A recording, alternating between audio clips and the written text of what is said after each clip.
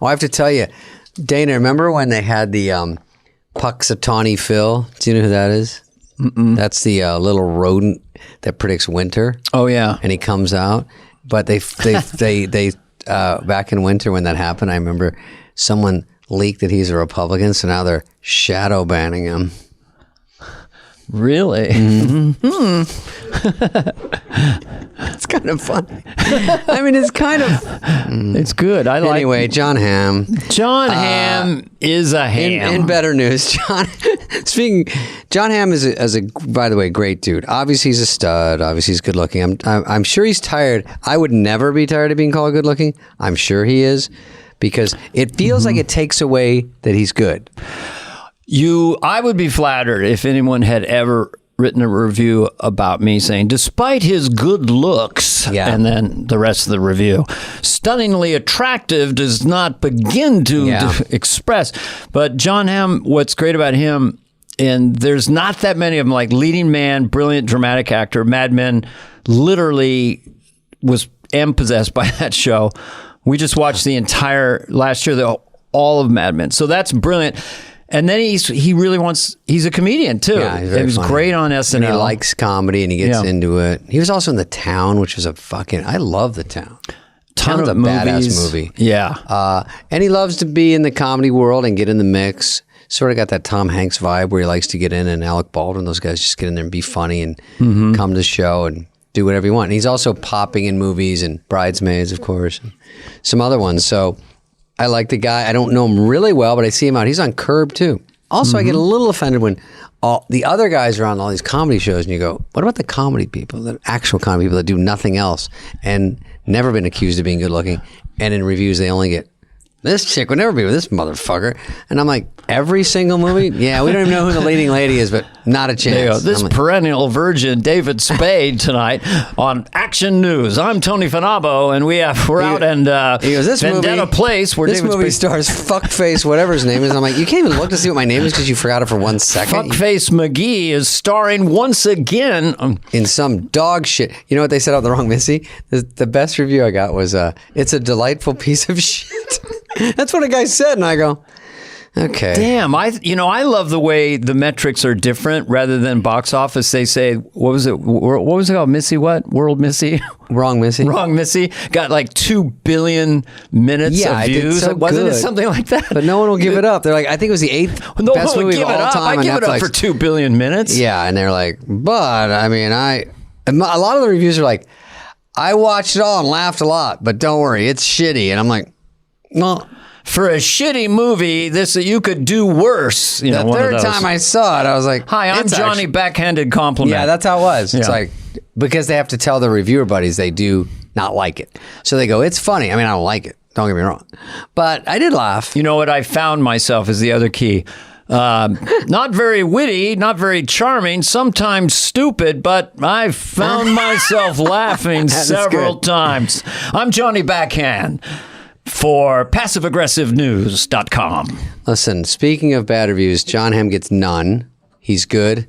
Hang on, I'm John so busy. Hamm has, talk about open range with Costner. John Hamm has what you call a good old-fashioned range. Yeah. And when he did Mad Men, when I first discovered him, and then seeing him in later things, he literally changed his face subtly and made his voice deeper. Mm-hmm. I don't know who you are, and I don't know what you think, but the all-new Chevy. He also is a great voiceover artist. Yeah. And he can make himself I think he can literally make himself super handsome. Then he has a way medium handsome, lowers the chin, shoulders back, little high-waisted jeans, and then he can go to kind of play the hobo, Yeah. I've in the Guinness Book for playing the same character for 22 years in every different thing I've done. I'm hoping that if we get to season 3 of Fly on the Wall, that people literally will be going, David, Dana, David. Who's who? Why is their hair melding into them? And why does Dana have unorganized facial hair and David has like a little mustache and a goatee and then it's all empty in the sides? We're all basically the same. I know. I hate this. Believe me, I don't like it. I just do because it looks worse without it. All right, let's go to John Hamm. People are sick of us. John Hamm, folks.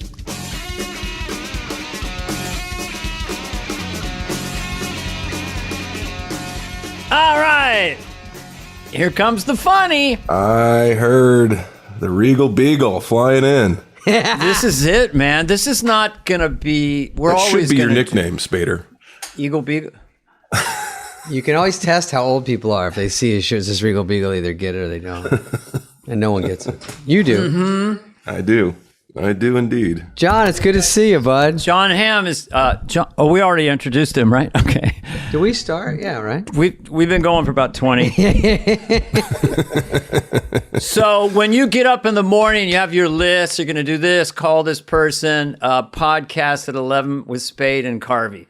Does it make you happy or sad? Red letter day. You caught me right before I'm going to. I'm leaving the country too. I leave on a vacation tomorrow. So could we get the airline and flight number just out of total curiosity? I'm an airplane nut. We're going to Kiev. I don't know. It sounded fun. It seemed like a place to go. Leave me alone. Listen, what is going on over there? Sean Penn's over there. What's he filming? I don't know. You know, Sean Penn he likes a hot spot. He goes to the hot spots. He brings a kayak. Oh, yeah. He brings everything he needs in case. He brings Band-Aids. His kids and my kids went to high school together. Oh, wow. Up here in Northern California. And during, I think it was Katrina, all of a sudden he was in a rowboat in New Orleans or something. Yeah. So Sean does get into the muck. He's not afraid. He'll go to New Orleans, wherever you need him. Swiss Army knife on him at all times. Yep. A Leatherman. Southwest to I Dallas. switched your Leatherman joke and just sort of cleaned it up and said, Swiss Army knife sounded like I would understand that. Well, I am going to Switzerland. Weirdly Are enough. you for real? What are you going to do? Ski? Ski.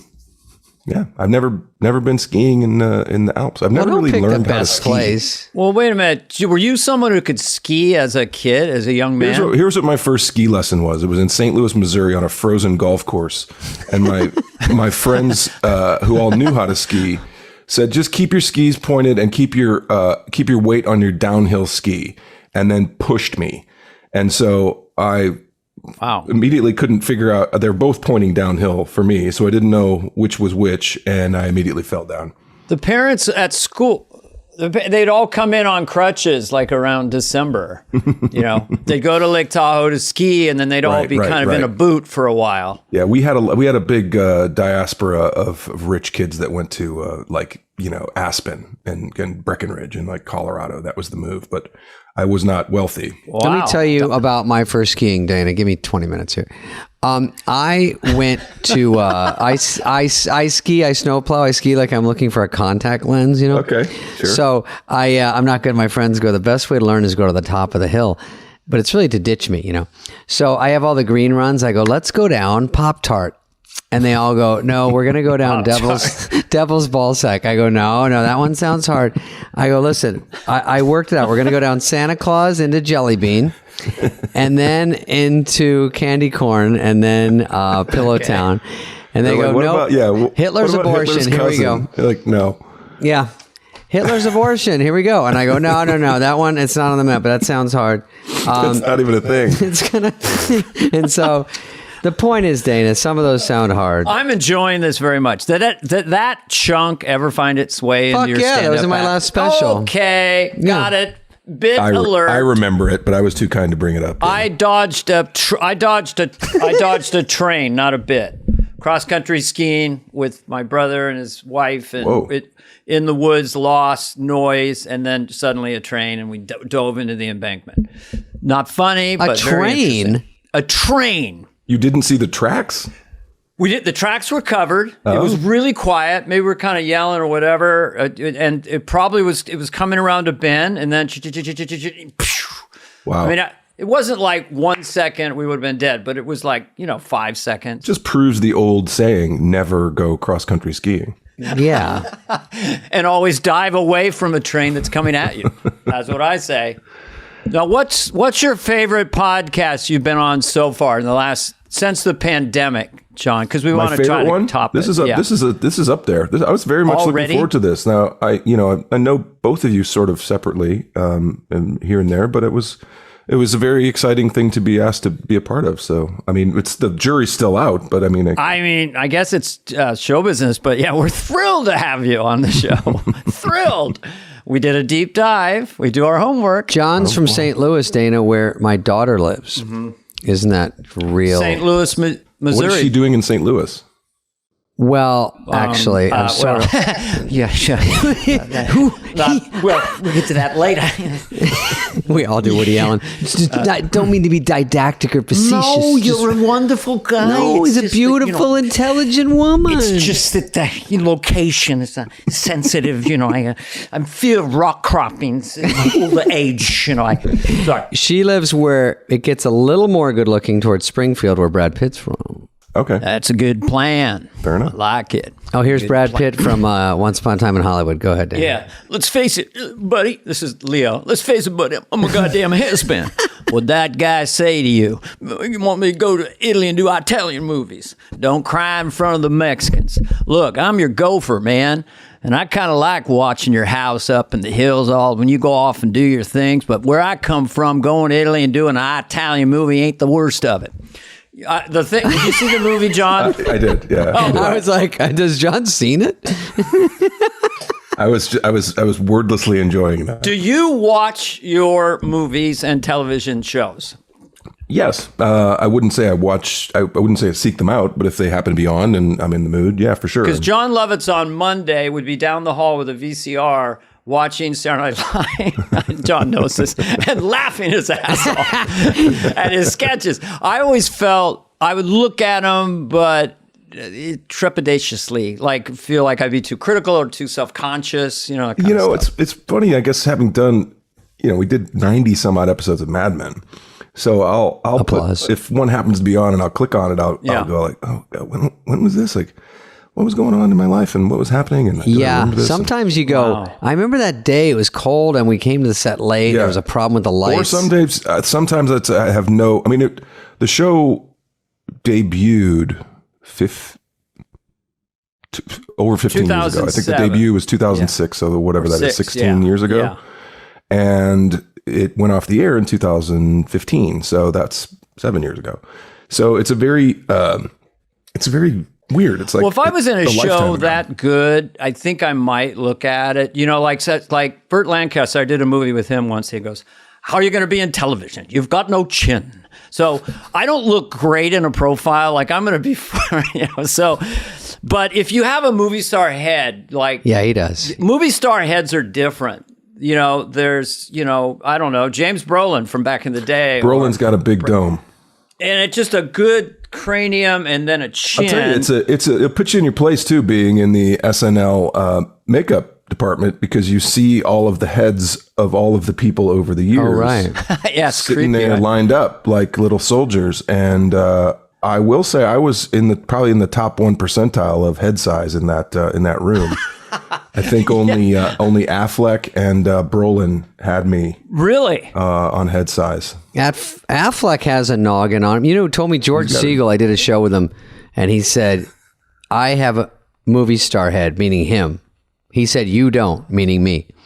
And he said, "You might have trouble in the movies." And I said, "Well, thanks for that." Is that in? Same thing. What are these fuckers doing? Yeah, fuck him. He's so excited about his big fat head, but we're comedians. He did. I go, I'm just going check to check here. I don't know what's next.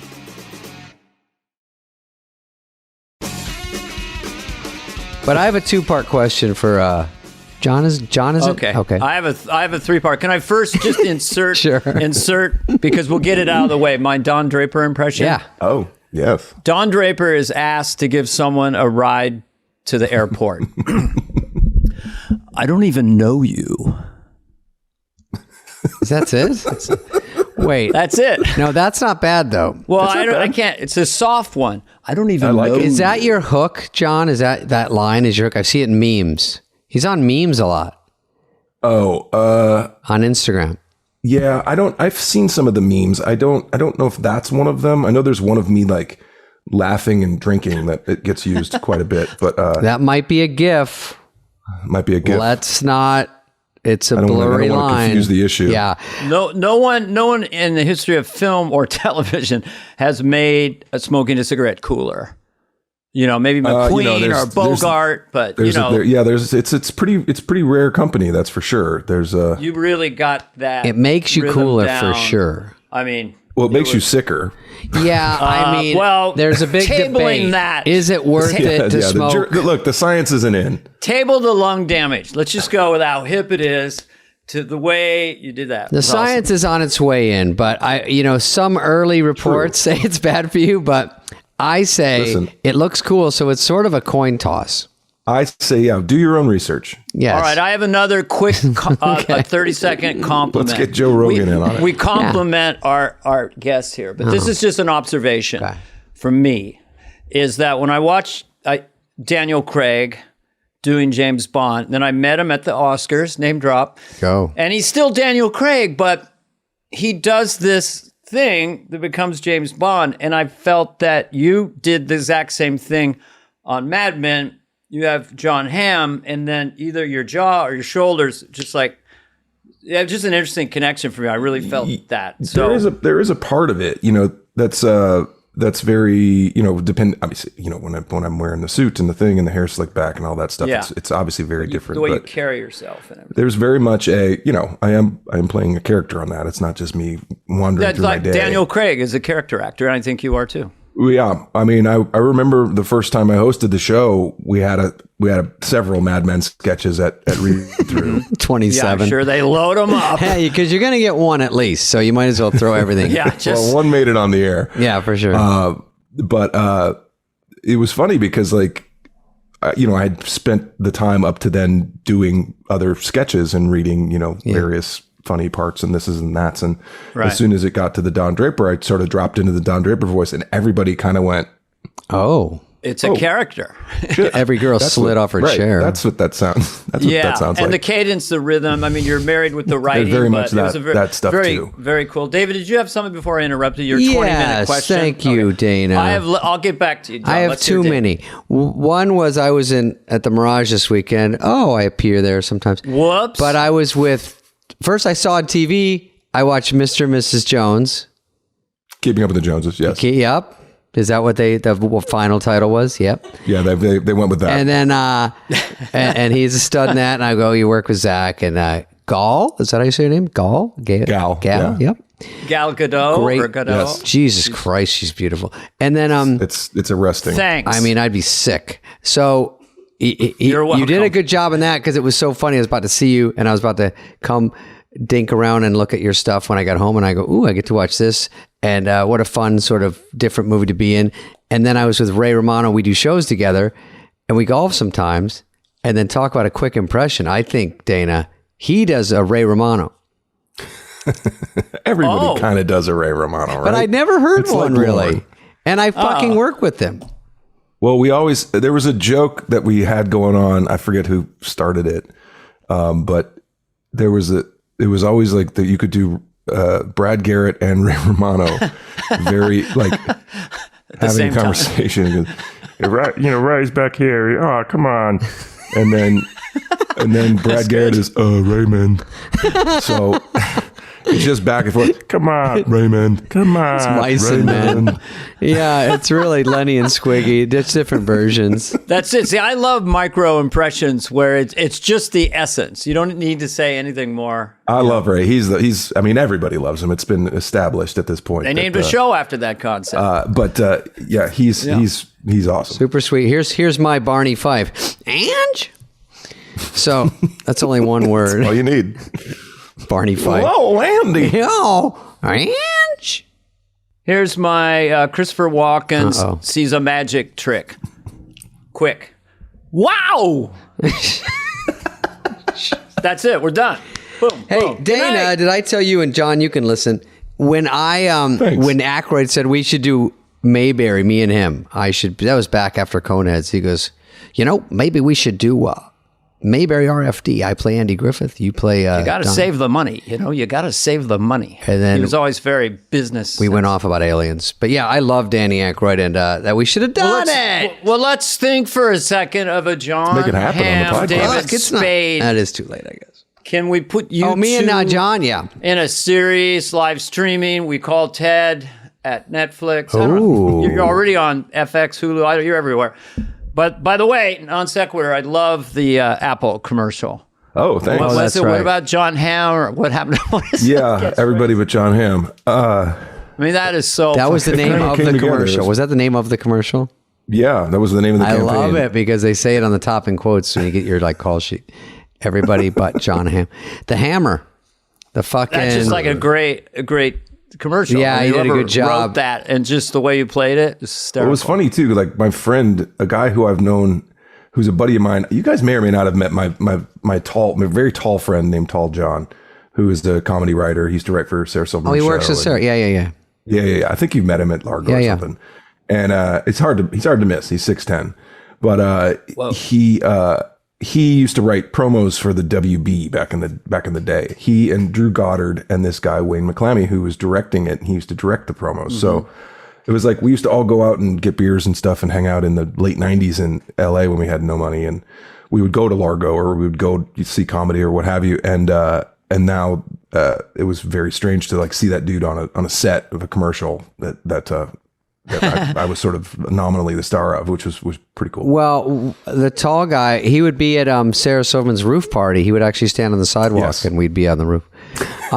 But you would go to Largo. Would you go to Largo a lot? Because I know you like comedy and you'd go see stuff. I did. Right? Yeah, that was my entree into sort of cheap entertainment because great theater. LA even back then was expensive. Sure. And I did not have much money, and so for whatever $2 $5 drinks or whatever it was, and I didn't have to wait in line because I usually knew somebody, and I got to know Flanny and the gang. Flanny, nicest club owner. Yeah, yes. He's a great. But it was a pretty hot moment in time, the late 90s, and it was everyone from Zach was just starting up. He had that weird show on VH1. Oh yeah, that's right. Yeah. Odd Fit, and then guys like Bob Odenkirk and Sarah and Tenacious D and Paul F. and Doug Benson, just all those guys now that are sort of the eminence grise of LA comedy is that's when they were all going. It was $5. It was like it's great. It's still, I don't think it's that expensive. Largo is still a great place to go run stuff or go just jump on somebody's show. Or I think the last time I saw you was at Largo with Sarah. I think so. There's a photo of you, me and Sarah. Did we take a picture? Yeah. All right. Okay. Post it. I tag bombed me. at Largo a lot. I tagged the shit out of you in that picture, I think. Anyway, can we for a second talk about like just right before Mad Men and SNL? Because that's really interesting because people our listeners may not know this. So you literally you came to LA, you were still not working, making a living as an actor till 29 or 30. So you had years of waitering. I mean, I was just how long that go on? Because well, when I got to LA, I moved out to LA in '95. So and I didn't stop waiting tables until I was 29. So I had about 4 years of kind of roaming the desert, so to speak. And weirdly enough, I got a text from a number that I didn't recognize about a month ago, saying, "Hey, is this John Hamm that used to work at this restaurant that I used to work at down in Venice?" Oh.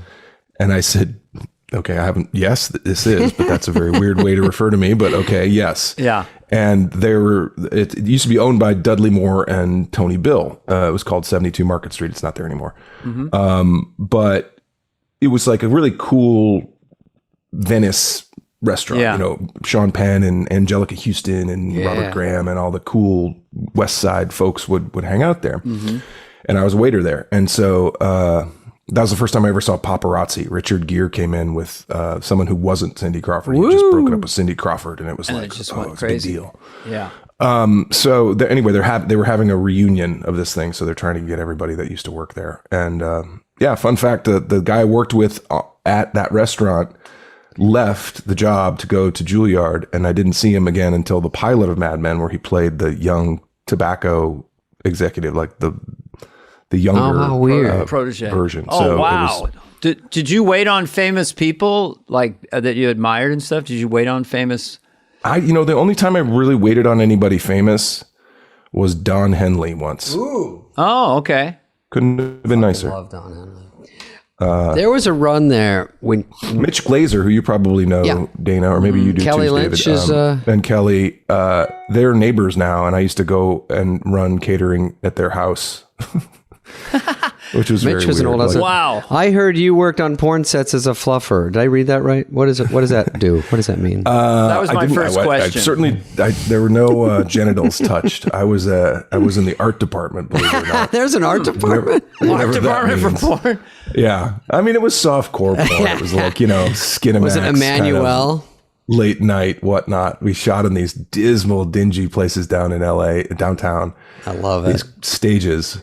Was it like really like Skinamax? Like they'd be kind of naked, but they weren't like real. some dude in a sock and a lady with patches on her whatevers, and it was go time. And then then they'd have like these ridiculous scenes of like, what do you mean you're lost? I'll give you a ride. I've got a divining rod. I was just walking by and I happen to have a boner.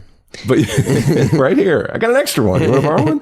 Oh shit! What? Yeah, no, I got the job from a girl I went to college with who was like, she was like, I can't do this anymore. It's like soul crushing. And I was like, I'll do it. Soul crushing. I'll do anything. How about entertaining? Yeah. Kevin Nealon and I did a bit on SNL where we sat in chairs like we were porn stars, and we were bare. You didn't have like we were naked. You can't see, and we had people attending to our crotch. It was like, yeah, powder it up nice, trim it down, make it nice for the people. Yeah, put a little fence around it. I mean, we went nuts. I remember that one. You remember that? Put a little fence around it. Yeah. Whoa.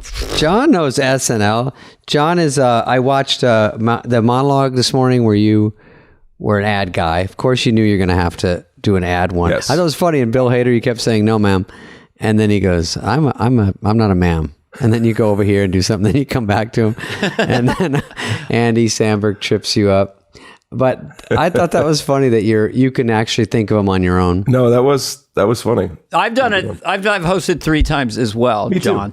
So we should talk to Lauren. If you want to have a 3-timer club, we could do it. It's fine. It didn't need as much. Everyone's got a Lauren. Go ahead. John, which one of the 18 Mad Men sketches were you sort of gravitating towards? John, you can pick 1, maybe 2. 3 is too much. 3. I just feel like maybe one after Update, one maybe a commercial parody. Yeah, the 3-timer, not as much play, the 3-timers, 3-timers don't get anything. One thing I'm curious about as we go into your SNL experience is like, so Mad Men comes out, it's only on like a year or a year and a half. I mean, so you get that, you're starting to feel you're riding this rocket, your whole life's changing, and then you get the call. You weren't even on Mad Men that long. That's my curiosity. Before Lauren, who loved it immediately, told me about it. You're on now. You're going to host SNL. It just seemed like a rocket ship. Yeah, in what was fact, that like? I remember when my agent said they want you to host SNL. It was in New York City. It was at a back when they had magazine things. There was a magazine cover that I was on, a party for it, and my girlfriend at the time and I were about to leave the country to go to this trip we had planned. I had been working all year. We were like, we have to book this trip and it'll be great. And it was the week that they wanted me to host SNL. So I had to say no. You said no to the SNL? Yeah. To go on vacation? And I was like, well, ballsy. That'll be the end of that. I guess I'll never get asked, back? but at least I was asked, blah, blah, blah. Huh. And immediately it came back. Well, how about the following week? And okay, that sounds great. Like, sure. And not having any idea of what it entailed at all, other than knowing the show and knowing, kind of some of the people at that point. I knew I had met Amy and I had met, was that Circa? Kristen and that crowd. Great one. So there were a couple people that I knew that had been there for some time, but it was a real eye opener to the first time, to say the least. And that was also happened to be the episode that Amy Poehler was wildly pregnant and then had her baby Saturday afternoon. So we had to completely retool the lineup. And is it true that she found out during rehearsal that her doctor had died and then you calmed her down? I'm sure you've told that story. Well, what did you say? And then she laughed her ass off. Go ahead, tell that story.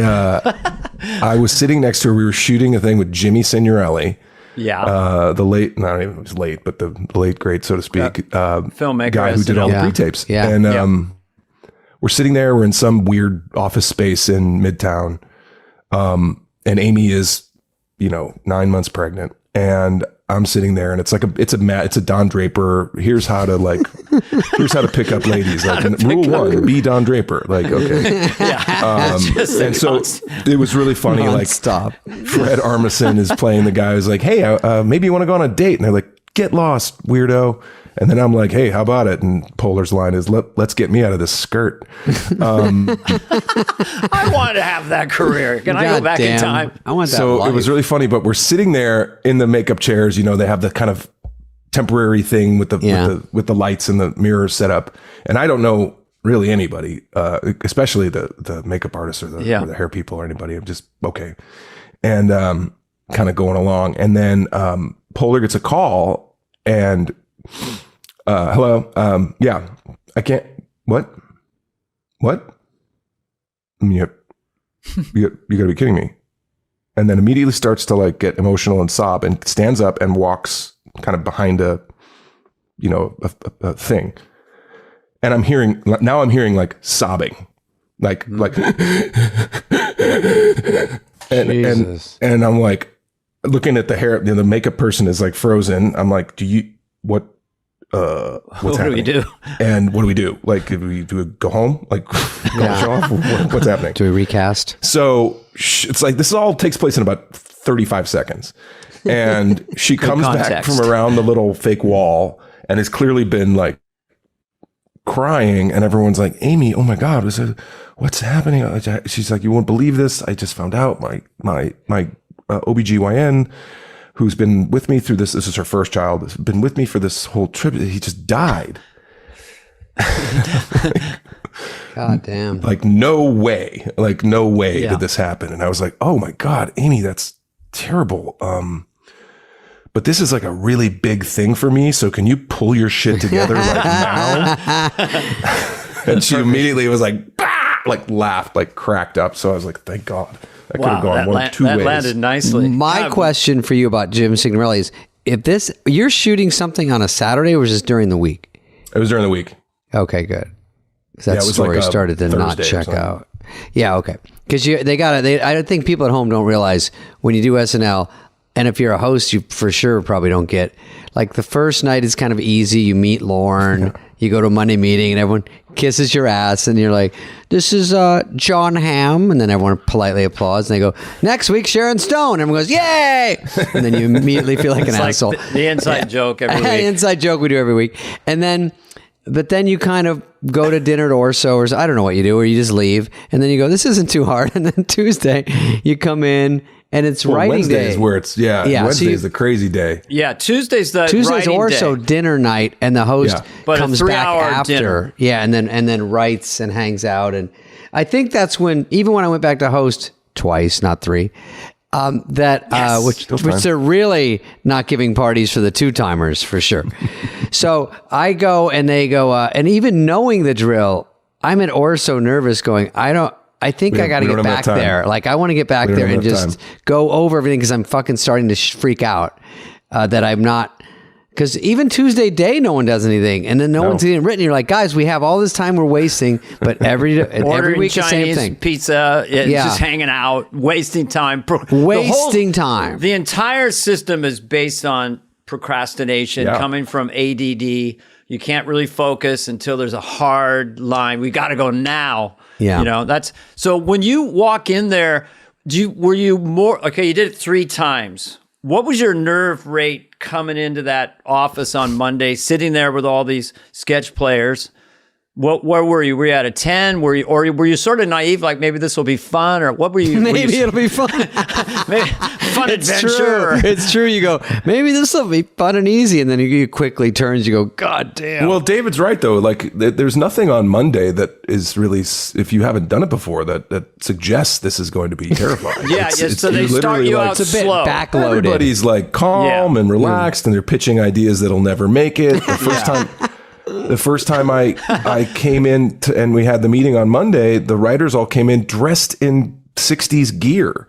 Oh, really? That's cool. Everyone from Paul Appel to John Mulaney to Colin, everybody was like, just Hader as was a in salute drag. to Mad Men?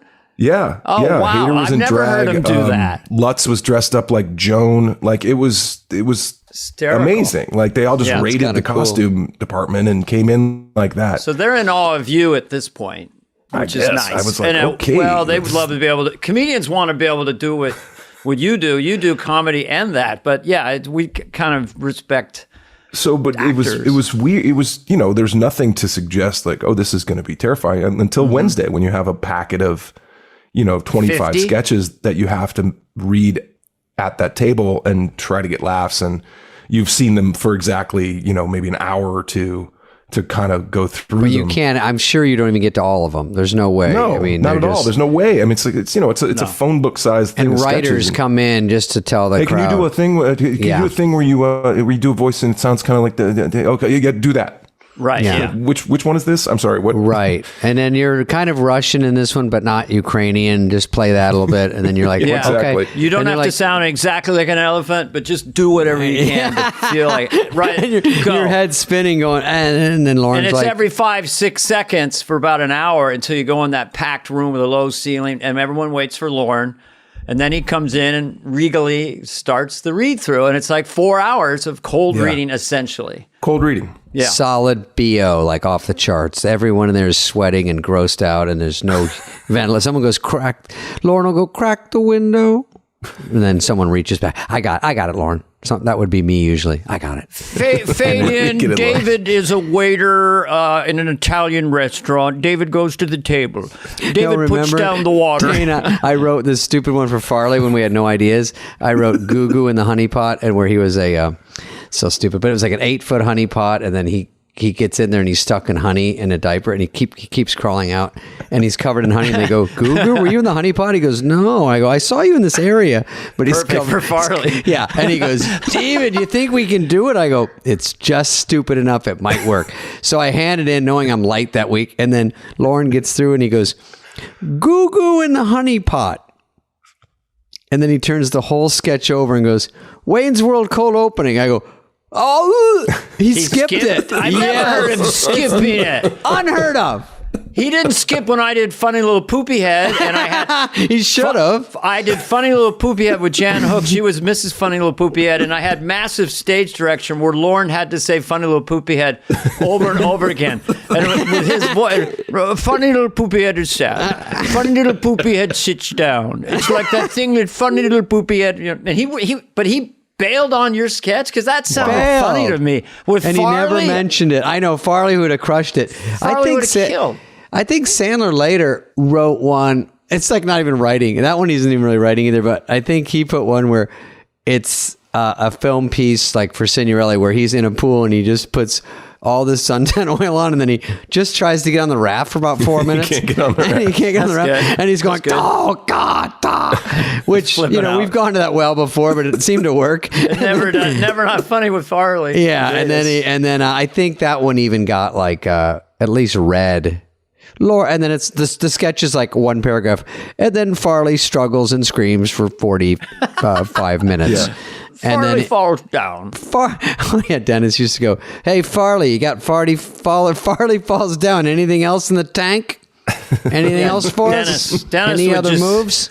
Get rid of. He'd just lay waste all the junior varsity. Sandler, they're not buying the kooky guy, okay? Spade, wait till Carvey leaves, because David would sit behind me, and Lauren would go, horrible, David's John. ready at any time when you're not.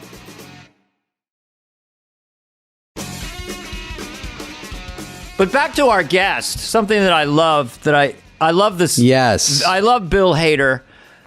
And love his Vincent Price. And then you came in and did James Mason. And you must have loved that because you did it great. And every line killed with James Mason. First of all, that sketch is talk about so weird and specific. Like, and it crushed. Like a sketch should not kill that hard when it's that especially a sketch about a relatively obscure 50s, 60s. Totally. Very obscure to the young audience. Guy.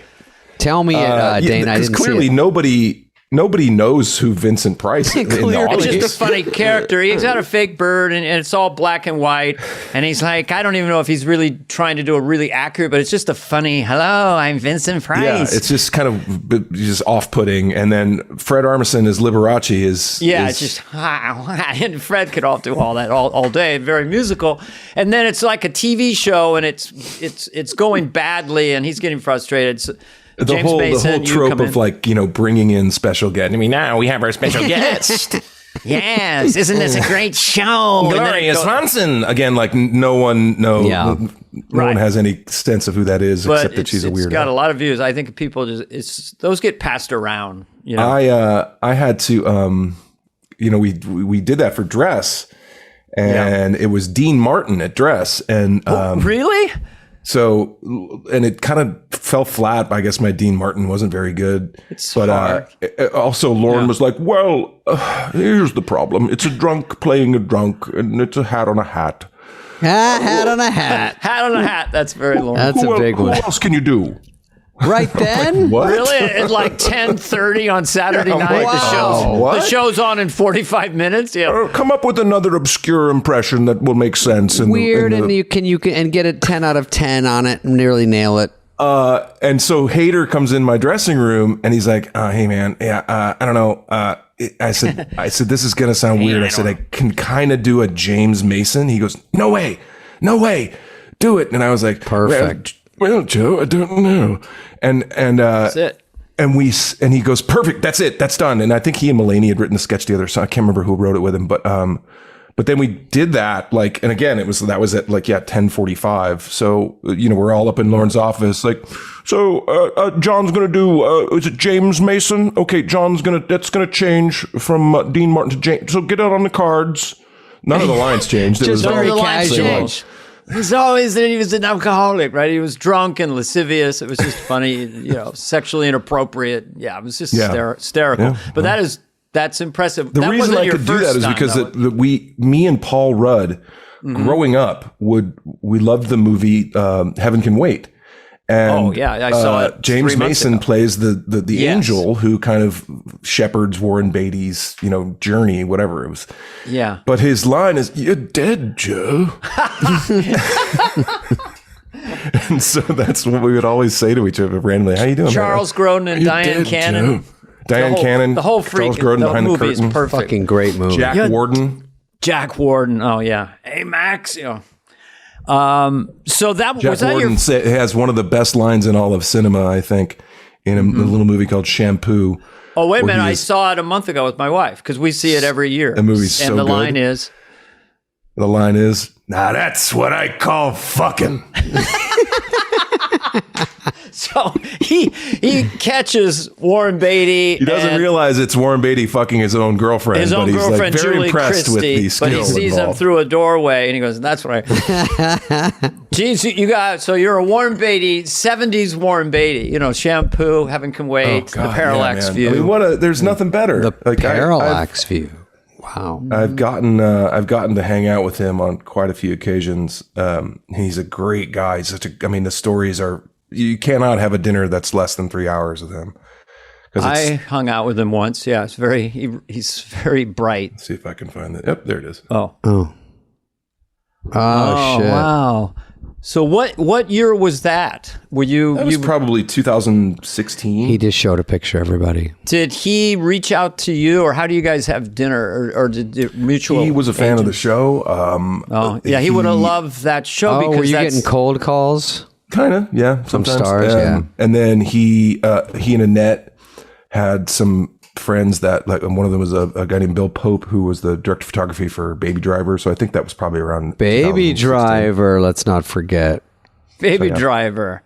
I think that makes sense because he was probably 30 or something when 1960 hit, and that the end of that era of slapping him on the bottom and all that pre-feminism. Yeah. And then his first movie was like Barefoot in the Park, maybe, or was that Robert Redford? I can't remember. That was Redford. It was 58. But didn't he do the play? He might have. He might have. Yeah. He did Wearing Shoes in the Park. Huge Redford fan. I tried to convince my sons who are with me up here in Northern he's California a fucking stud. to watch 3 Days of the Condor with me. Oh. That we watched Woodcasting the Sundance Kid, and they loved it. Yeah. It doesn't get. How about The Sting? The Sting. I was about to say. Shit. All the President's Men. All the President's Men. Don't get me started. The Horse Whisperer, whatever. He's amazing. But the Electric Horseman, I think you mean. The Horse with Whisperer. Jane Fonda? Oh, he had the Electric Horseman, and then the Horse Whisperer later in '98. Yeah. John, do you have any parts that they came to you and you had to pass up on that that you didn't do that you would like to? I couldn't. I was other than me and Grown Ups, other than my part in Grown Ups. I'm glad you said no. I've had pretty good luck, honestly, of the things that I've turned down or not been able to do have not come back to kind of haunt me or anything like that. I was sort of loosely attached to Gone Girl at one point. There was meant to be a situation, and then it was because Mad Men was shooting. It was like, oh, okay, I can't do it. Like that's the way that goes. But I really liked that book and like the guys from St. Louis and they did a good job with it. Yeah, Ben did a great job. Ben's phenomenal. I love Ben's Ben. great. Those, but I haven't had very many of those. Those are like few and far between, which is nice. Like I don't have a lot of like, you've done fine. But yeah, like you said, Grown Ups. That was when you said no to Grown Ups. No, but now when you get involved with something like Curb Your Enthusiasm, is that something because you know Larry, or he just likes you and says, "Hey, do you want to come on? Beep, bop, boop, pop by." I had done a weird little movie with Larry that was for HBO, I think, called Clear History, where he invents a car. It's a very convoluted setup, like most of his setups.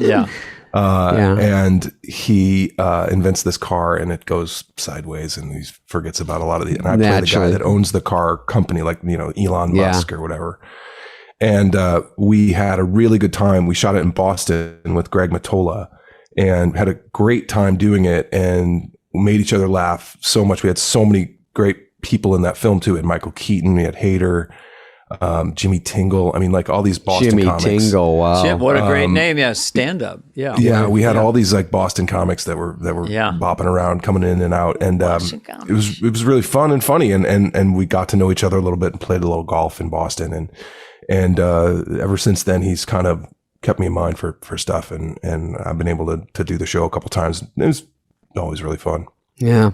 Yeah, that's cool. He's kind of a genius, I guess. I don't know where he has some frequency of all his own. I've been watching a lot of old Seinfelds too, like which hold up so remarkably well. Yeah. Like other than kind of the fashion, which stands out a bit, but the jokes and the stories, and you can so clearly hear Larry's voice in George Costanza. Not only that, but just in the stories, like the setups and the particular kind of annoyances of, the one that was on last night was the parking garage, where they just get stuck in the parking garage for the entirety of the episode. Yeah. It's those little observations, little stand-up observations, but extenuated and just shot well, or there's a liveliness to them. I mean, Larry, when I was watching your episode last night, the two Larry David, it feels like he's not breaking, but he's enjoying it so much. He's kind of smiling a lot in a lot of his lines, even when Jerry he yells. had that too on Seinfeld. You could see Jerry it. Absolutely had it, and Adam in his early films had it a little bit. It brings a lot of charm to the idea. Because I'm subtle. Enjoying this. Like, you are too. We know it's silly. Funny. It's funny. John, did you have this experience? So I did a Curb where I guess this is how they do it. They have a loose script. Yeah. This was the fun for me, because I don't improv a lot. I mean, in these movies, we do a couple things, but a whole scene where they go, okay, you're leaving a Lakers game, you run into Larry, and they go, you are going to defend yourself with whatever he's going to say to you. And then they go over to him, and they talk to him, and I go, what's he going to do? They go, you'll find out. So that's all we got. And then we meet with a crowd, and then we both have a friend with us, and then he starts going after me about something, and I start defending myself, and then we cut, and then we go back, and they go, now brag about what you're doing, and then they go, and then he's going to do something else, and it was so fun because you got to be on your fucking toes, and he's great, and everyone in the scene is always good because they're going to hire everyone good. Is it like that kind of? That's pretty much it. I mean, the last one I did was with Albert Brooks and Laura Keitlinger and, JB and, so many, everybody at that point kind of knows what they're doing on that set. And you just kind of, it's not unlike SNL. You just want to try to stay out of the way and understand that the process is going to be the process and it's going to work and you can contribute where you can.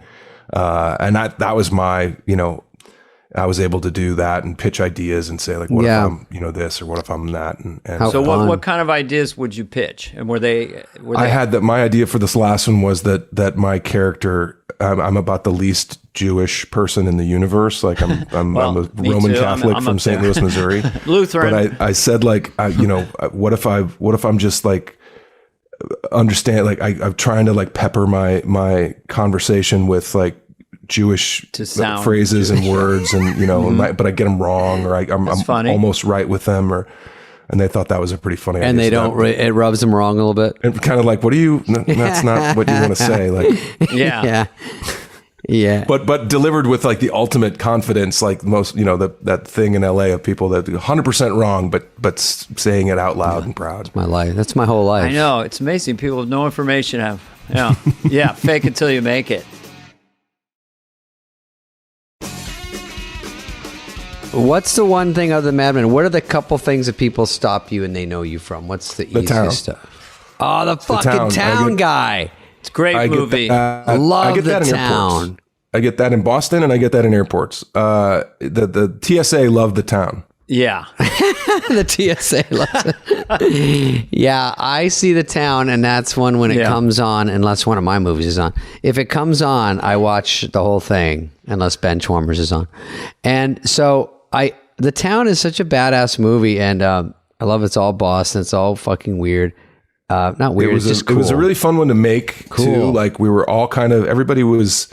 Renner was just coming off of Hurt Locker, and Rebecca Hall I think she was in Iron Man or something. Like, everybody was kind of coming off their own thing, and it was Ben's second directorial effort, and his first one was so good, Gone Baby Gone. Yeah. So it was really kind of fun and exciting, and Warner Brothers like left us alone really, like to make this thing, and it was great how it was like kind of this weird perfect storm. The other guys in the crew with Ben and Jeremy were these kind of local guys that were just kind of scary enough to be believably, kind of low-level criminals. And yeah, sure. It was fun. It was just fun. We got really, really lucky. We got to shoot in Boston in the fall, and it didn't snow or rain or any of that stuff. We got to bang around Fenway Park, Yeah, it seemed like you had run of the town. How has Ben as a director? Like, how did he? I mean, he's great, and like I felt for him. Obviously, it's like that's the hardest job on the set, especially when you're also the lead of the film. Impossible. And he's also in Boston. Like everywhere he goes, he is remarkable. And he's a big dude. Like he's probably 6'4", 6'5". Like he's a tall guy. He's not hiding in plain sight. Right. So everywhere he goes, Ben, hey, he's Jesus, Hey, guy, what's going on, guy? Hey, it's fucking Ben Affleck. Get over here. Give me your fucking hug. Too good for us, and guy? that's his mother, ladies and gentlemen. I got to tell you. Thank you. Yeah. God damn it, Tom. But yeah, so he had a lot on his plate, but he pulled it off, and he did the smart thing, which I think the lesson to be learned from that is like he hired amazing department heads. Like our director of photography was this guy, Robert Elswit, who shot There Will Be Blood, among other things, and, won his fair share of hardware. And he had really, really talented camera operators and art department people and stunt guys and second unit. And it was, but you guys seem to like really block off chunks of the city and get to drive all over and do everything. It's fun on a movie. You're like, you run the whole town. It's great. Yeah. Especially that guy in that town. That's for sure. Do a movie with me in Scottsdale. Let's see what's going on. Yeah, in August. You'll see what's up. Yeah. We shoot in the afternoons. You'll enjoy it. We shoot at dusk for 1 hour. It's called sunburn / windburn. I always watch movies to see how many nights they shoot, to see how much complaining I would be doing. I'm like, look at all these fucking nights, man. Why do you even say anything? What if it's vampires? I could never. But they're in the daytime. Yeah, they're the daytime. They don't drink blood. Ruins the whole movie. I don't care. I'm like, it's easier to shoot. Do you have a wish list of, like, if you got a script across your desk, like, would you like to do something way comedic or like, I've been told by a prosthetic makeup artist that everyone wants rubber on their face ever since Churchill with who won the Oscar. Sorry, one of my favorites. Gary Oldman. Yeah. So now everyone wants some prosthetics because that's how you get at least a nomination. Like for you to hide John Hamm, you know what I mean, would be kind of interesting. I hate sitting in the makeup chair. Like, I cannot stand it. And there goes your Oscar. Yeah, there goes my Oscar. But how about a bald cap? Let's be honest, it wasn't happening anyway. Did you wear a bald cap on SNL? We're jumping around. Oh, yeah, for sure. Oh, it sucks. They're popping wigs on and off. And then they put wigs on you on top of it. So the one of your own hair is always like a little wrong. And you're exactly. You're like, this is me and my own hair in the monologue, and you still got a bald cap on. Everyone's like, his hair looks like shit. Yeah. But at least I'm now sweating from my dome of my head all the way down my back. My head is wet. Ugh. Yeah. No, the fun thing for me would have been to be a part of the Star Wars stuff. But I think that ship has sailed because I was such a huge Star Wars fan back when I was little. And I remember being like in third grade or something and Star Wars coming out and it, it starts with the big crawl, right? And it says episode 4. And you're like, episode 4? Like, what are you talking about? What did I miss? Yeah. What did I miss? Like there were 3 episodes that just didn't exist. It's so weird they started like that. And A New Hope, episode 4. And so then like the rumor mill started among the third graders of like, well, there's 9 of these. There's meant to be 9 of them. They read it in like Fangoria magazine or something, and like you thought, wow, 9 more Star Wars. That's going to be amazing. And they're not meant to be completed until 2019, which back then was 40 years later. You're like, what? I got to wait 40 years for these? Like, no way. They go in 2 are going to be good, so you don't know which 2. Did you literally at your age you might have had Star Wars little figures? Oh, I had figurines. I had a poster. I had sheets. I had the whole deal. Yeah. It was a big part of my life. So I had the little Darth Vader shaped case that you kept your little guys in. Hot. So anyway, but I never got the call for that one, but I don't know. It's never too late. We just shot the Fletch, which we were rebooting. Oh, you did? I knew you were Fletch. Whoa! So, hold the phone. I love it. That was pretty exciting. We were going to ask you about Fletch. To do that. That was in Boston again. The third book in the series takes place in Boston, and hey, Fletch guy. How did you? I mean, obviously you've been asked this question, but like, how did you evolve it to match, John Hamm?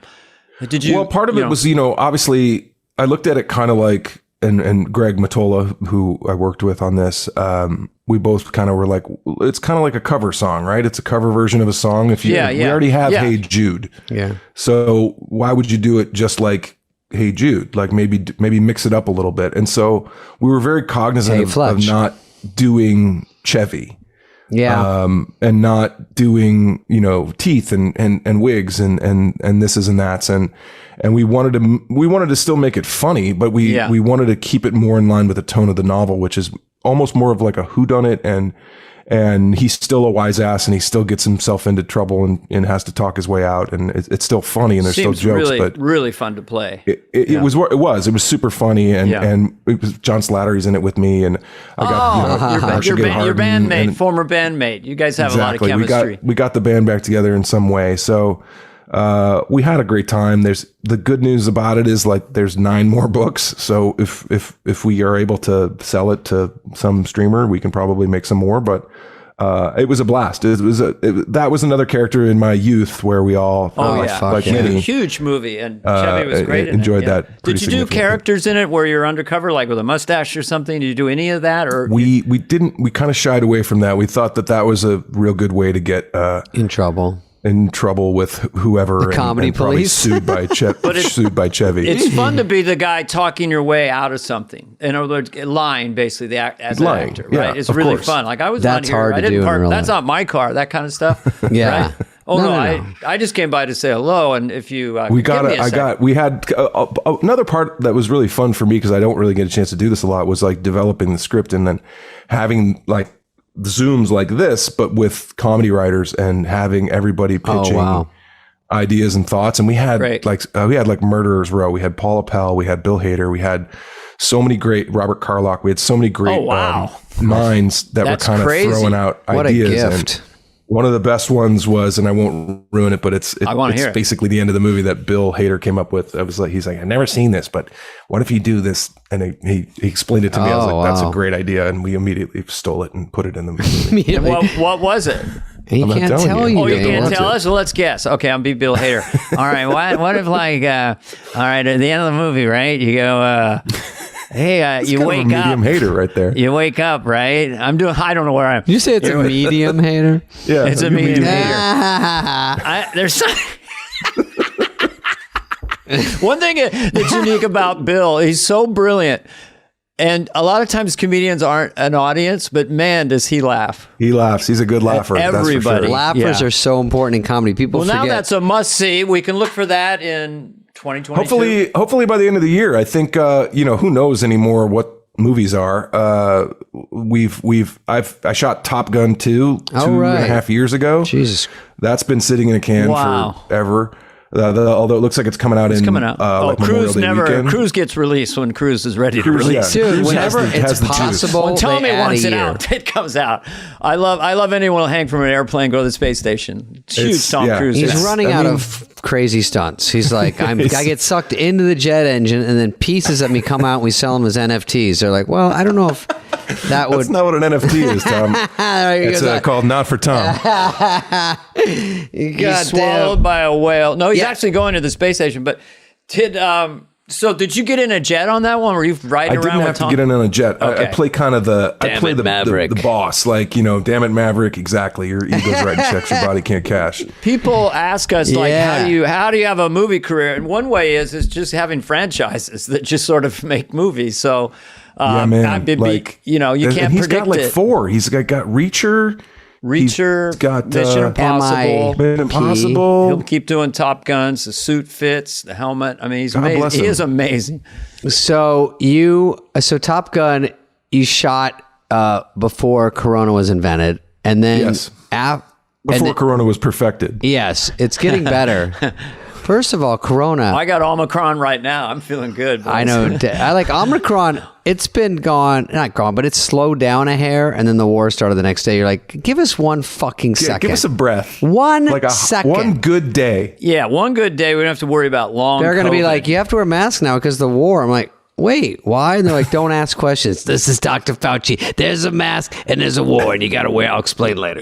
There's going to be a lot more variants, so don't get cocky. Put your fucking mask in, get in your house, and stare at the ceiling. I'm Tony Fauci. Go fuck yourself. The good news is there's only 24 letters in the Greek alphabet, so somehow we we're gonna run out. We got another 18 years. Yeah, we're getting one from Hawaii. It's called the Pineapple Express. Yeah, it turns into the Lulu. Yeah, exactly. Lulu, to serve with love. Sidney John Poitier. was. I have one question. I know we got to let John go soon, but he's got to go to the airport. A lot of the female fans asked if you would wear sweatpants to the airport. I don't even understand that question. I tend to dress up for the airport. Thank you very much. I think that's my grandmother taught me to wear nice clothing to the airport. It's a big wiener question. I think that's what they're getting at. I have a feeling it was. I like it. We're about to say wham bam thank you ham to this guy. I was waiting for that one. I stole it from your monologue. Wham bam thank you ham. That was exactly the same one. Yeah, that was. You said they called you the hammer or hammer time or something. Spader, what is that skateboard deck behind you? John, finally someone fucking asked me the tough questions. Dana doesn't care. This is that's how I paint. That's like what I do. Go ahead. This is there's an artist, Richard Prince, and this is a skateboard deck because I used to skate. I still milk it out. I'm not any good, but my brother gave me that because he's big into art. And but I didn't know what to put in the background. John's like, "Oh, I have louvers. I want everyone to know I'm rich." I have a skateboard deck that was signed by Tony Hawk somewhere in here. I think I might have got pushed, Tony Hawk, the best one. Dana, the best skater. So, you're going to Switzerland. We've never had someone on the podcast who was leaving to You skipped the fact that Tony Hawk was my stunt double in Police Academy 4? Was it? Dana? Your skate double? Mm-hmm. And he was about 6'10". Yeah, no, he's a little... And he rides Goofy. No, I ride Goofy. He rides regular. I ride Goofy. Yeah, John, we could tear it up. Fucking Melrose, going to Belmont. William Morris drops you, and then you become John Hamm. Do you ever run into those guys, and you get up in their face a little bit? Or hi, William Morris. Remember me? Yeah. don't you think there should always be one person working for WME whose name is William Morris? So that you could go and be like, you're the guy. You're the guy. You're the origin of this. It's literally like some schmuck in the mailroom. Like, what? I didn't even want to work here. They just made me. I went over there when I started with Endeavor when they started. That's how old I am. And then they merged. I'm boring the audience again.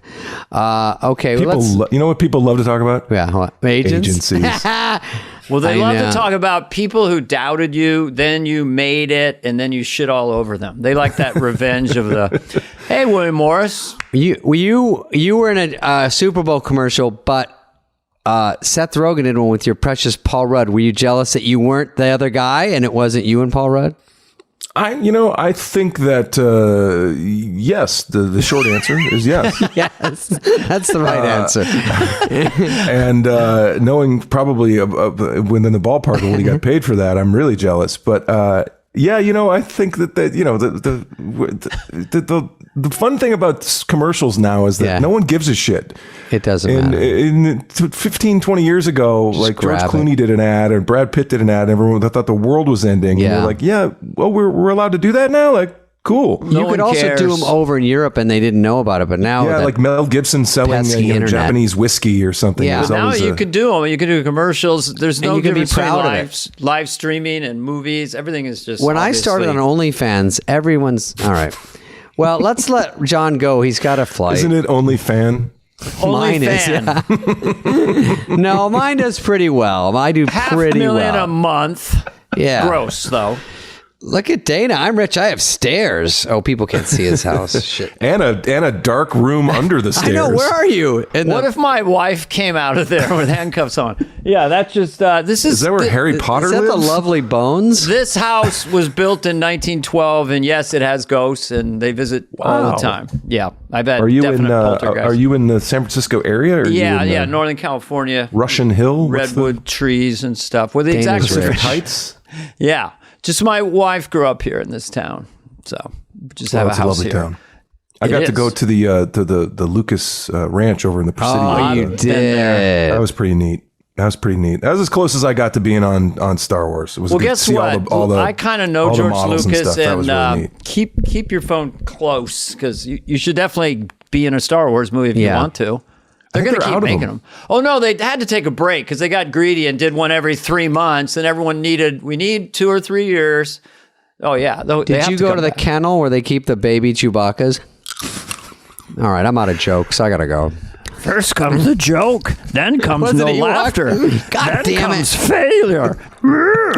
First try joke. Joke not work. Not try, dude. Then comes unemployment. There is no try. Ba-bits. Is no try. Only have... I can't. I don't want to get blue. Anyway, I'm going to sing... We always close off with a song. Thank you, John. No, we don't. No. It's Mad Men. I would have gone with it. It's raining Mad Men. Well, we got to thank John for being super cool. And whenever I see you out, you're always nice. It's fun to talk to you. It's always a good laugh. It's a great pleasure, and thank you for having me. Thanks was really for coming on. We're not smartless. We're clueless. And listen, they're our nemesis. No, we admire them. I'm using their microphone to record your podcast. So is that true? There you go. We're not smartless. We're clueless. But anyway, this is fun, and it's so fun to meet you. It's a real a thrill. Well, we'll see you down the line, as they say, if I make it back from Europe in one piece. But good luck. Other than that, next time, on SNL, let's go on and do a guest spot at least or something. Be in the cold opening. See you at the 50th, as they say. Oh, that's right, Dane. I'll get you a ticket. All right, we gotta go.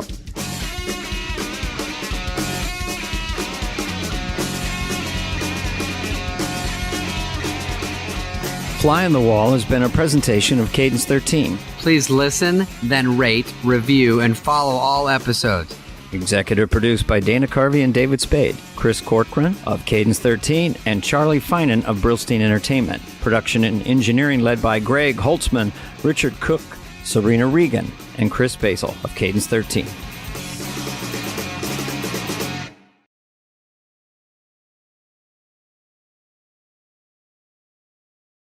So John Lovitz is on the show, and Lovitz is an old buddy of ours, and he's got a dog named Jerry, and goddamn Jerry is everywhere. Every time we go somewhere, Jerry. Hello, Jerry. Yeah, he can never leave the house without Jerry. Jerry literally, when I played Vegas, Jerry would, with John, Jerry would just be behind the curtain, just kind of waiting, And then sometimes Jerry would wander out when John was doing stand-up. Crowd would go crazy. Dog is, and I hate to say it, not that cute.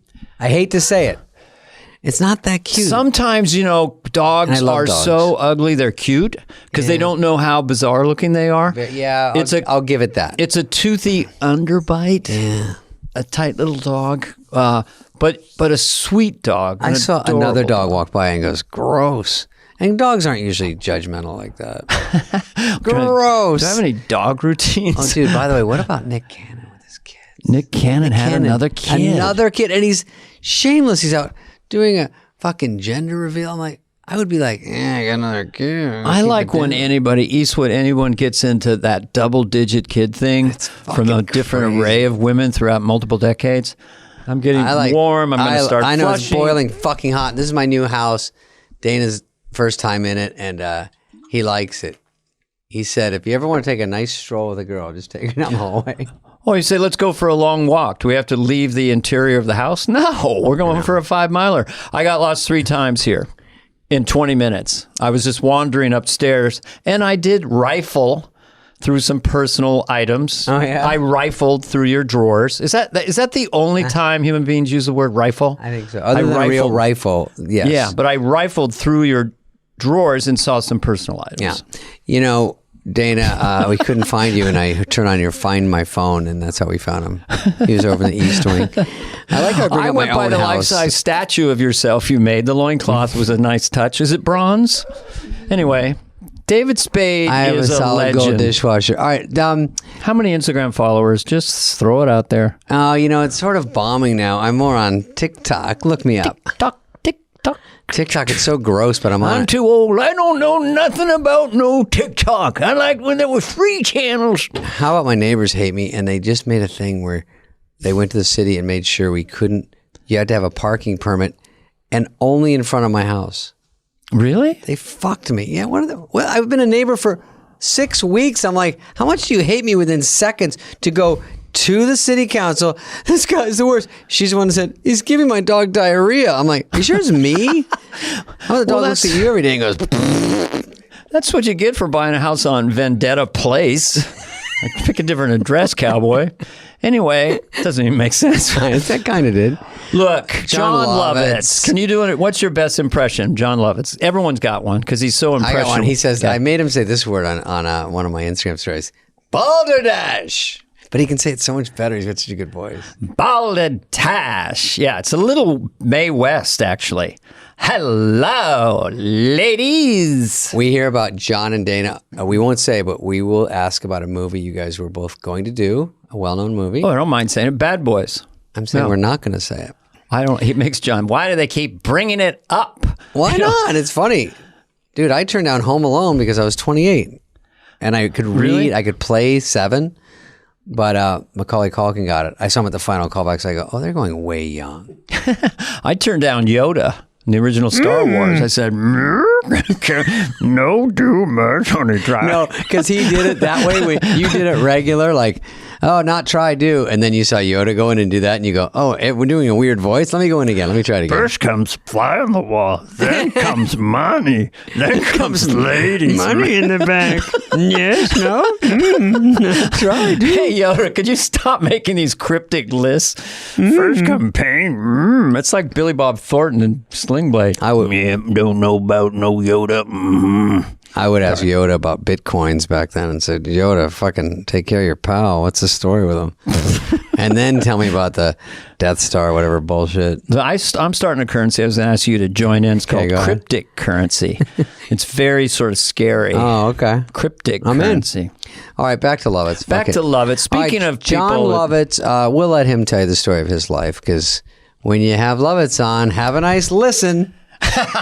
He used to say that about having lunch with Lorne Michaels, because Lorne's a brilliant talker.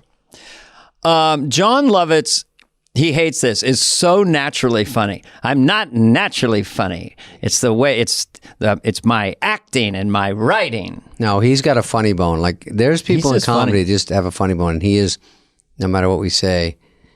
No matter what we say. No matter what anybody says, he's funny. He's a good actor and all that stuff, but he just has a funny way about him, which is, you can't teach that. Well, John loves to tease, and so if you just go and you're having a conversation with him, he'll start getting you defensive. You don't even know it. What do you want? What, you didn't want to come to the lunch? You just came because you felt pressure? He'll just say that out of the blue. So then you go, no, I didn't. Then you start coming back at him. Yeah, last time I saw him, he has a Mustang. He goes, my car's blue. Jealous? I go, I think I can get a blue car. Can you? I know. He was at the Knicks game in New York, and he was sitting on the court for the first time on his life. He goes, my feet are on the wood. Jealous?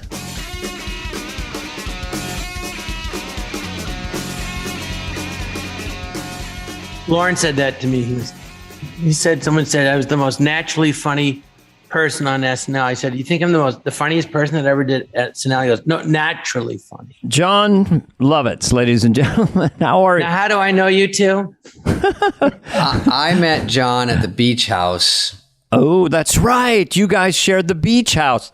No, Gervitz and Lovitz shared a beach house on Malibu. And for people that don't know, that's where we'd go and jump in the water. I'd go with Chris, I think, and Farley. And then one time, that's right. Brad Pitt was there sometimes, right? That was exciting.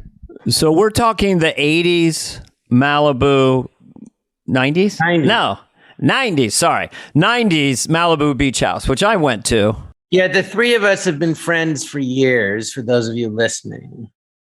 And are still friends. That's where sweet Chris Farley, like I'm out on the patio, and then I'm talking to John.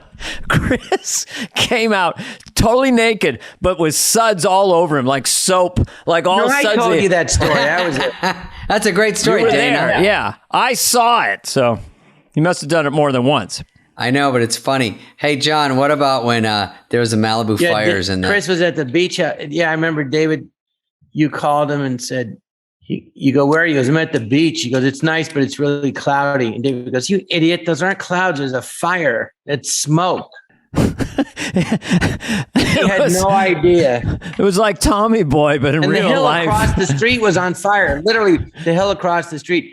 And then it ended up happening. I don't even put this in your podcast, but the 5 doors down, a house burnt down, and they rebuilt it. And that was the house, David, that you... that's when I bought. That burned down in that fire. Oh, my God. That house burned down in that fire, yeah. Wow. And they rebuilt it. It was all wood, and they rebuilt it the same, but like, I guess, whatever it was, stucco or cement.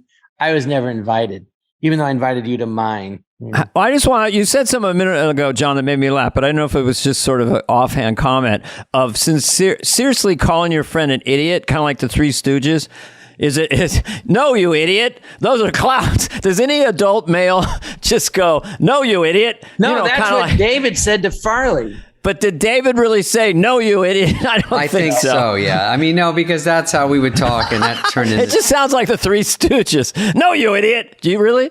You would say that to Chris? That's funny. Chris said, David called me and said, it's cloudy. He goes, you idiot. Well, listen to me, you fool. I will tell you, when I got to SNL, Lovitz was there, and I was a fan, and I knew Dana a little bit, I knew Kevin a little bit, and then Lovitz I just seen on the show, and we talked over, I think, where you have dinner, in that little area, and you were lighting the show, so we got a chance to talk, but you weren't usually lighting the show. And John was lighting the show, and but he never was. But then we talked because I was saying I have to write now, and no one tells you how to write. You just get a yellow pad and a wooden desk and a pen, and so I said I'll write you something, and you said yeah, okay. And so I wrote you a sketch about a guy who's this mad scientist that turns into a pufferfish. So he when he gets mad, he turns into a pufferfish, and I wrote it, and then it was probably 17 pages and 5 different sets. And then I don't think Shoemaker put it in read through because I have no memory of that. It was. Yeah, I don't think we did it because it was. It sounds funny. It sounds funny. I like the premise. Weird because I realized, this is your guys' podcast, but the reality is you both look up to me because I was on the show before both of you. True. Mm-hmm. That actually is true. I remember seeing John in the 85 season, and you immediately stood out to me. Your presence and your voice with Master Freudian slip. It's on live streaming everywhere, kids. John did Master Thespian and The Liar, and they were just so potent characters and so different than anything that had been on the show. Don't you think, John? I mean, they were eccentric. Thank you. Well, you know what happened? I was in the Groundlings Theater and I did those characters, and then I never forget. I got Saturday Night Live, which now people go to the Groundlings to try to get on SNL. I never thought I'd be on it in a million years. I just wanted to get in the company and get seen and get work. And on the ninth floor, was the bleacher seats. So I was up there, and right at the entrance on the right was a glass case, and it had like John on a mannequin, John Belushi's bee costume, and next to that was Eddie Murphy's Gumby costume with a life mask of Eddie Murphy. And I remember looking at that and going, "Oh my God!" I go, "I can't do what they did." They were huge, icons. I'm like, and I just thought, "What am I going to do?" And I go, "Well, I guess I'll just be funny the way I'm funny, and either it'll work or this is the end of the road." And it didn't work. Yeah. And it didn't work. The puffer fish could have really put you, but actually by the time I got work, it exceeded anyone's expectations. John, you were huge from what were the big ones at that point? You already did The Liar, right? When you came on, but when I got the show, Dinah Minot was a producer, and she goes, "Here's who we think's going to break out on the show." And you weren't on the list? No. No, really? Yeah. So Danny, you walked away. When I got the show, Dinah Minot was the producer. She goes, "John, here's who we think's going to break out. Joan Cusack, Robert Downey Jr., Terry Sweeney, Randy Spade, and someone else." So she's telling she you? Didn't say my name. I go, I'm on the show, right? No, I was the last guy they expected. They didn't expect me to be the guy that broke out. And Dinah Minot was one of them. A producer on the show for several years. She's great.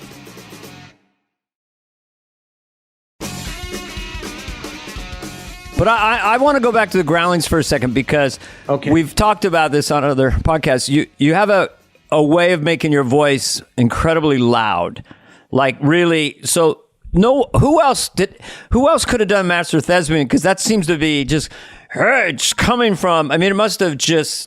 I was in college and I had a Shakespeare professor, William Needles, who was he was like remember the movie Professor Chips where they all loved their professor? He was like that to all the students, and he was great to me. I saw his improv group, Pins and Needles. No. Pins and Needles. The Coconut. Yes. He was in the Stratford Festival in Canada.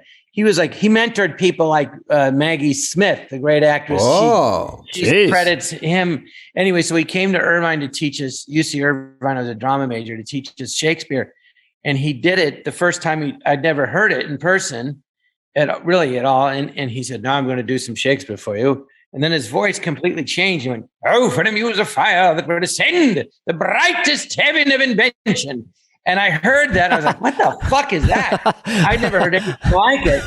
And I could just somehow imitate him. And I liked actors with those booming voices like him and John Barrymore and John Carradine, if you see him in the 10 Commandments. Oh, yeah. You hear his voice booming off the soundstage. It's so loud. And so I was just somehow able to do it. I don't know how. I think also from my father, he would yell a lot, and I picked it up from him. Stop it! It all goes back to all of our dads were a little crazy. Yeah. You got to have a crazy dad to be a comedian, basically. Yeah, I think, yeah. And, but I just love the Laurence Olivier. I like that it was Larry. Real, but bigger than life, but theatrical. That's what, so like Peter O'Toole's like that, he's real, but he's so dynamic and theatrical that it's thrilling, for me. That's the kind of performance I like. Nicolas Cage would talk about that. Well, I'll give too. you an example of a performance like that in modern times that Dana, you love, is real but theatrical and bigger than life, and yet real, was Al Pacino Scarface, right? What are you talking about, man? You don't know what you're talking about. Yeah, no, it was operatic, and the whole film was operatic, and so it was very bigger than life. But it's, I believe, unless I misheard this, that Al Pacino says that's his favorite role, even though some critics had an issue with it. But I think it's kind of brilliant. I've actually gotten to meet him, and I told him that how much you love it and you imitate it. And he, people come up to me with lines that aren't from that movie, that aren't even like the catchphrase lines, and they repeat them to me. Look at the little birdies. The birdie's gonna fly, man.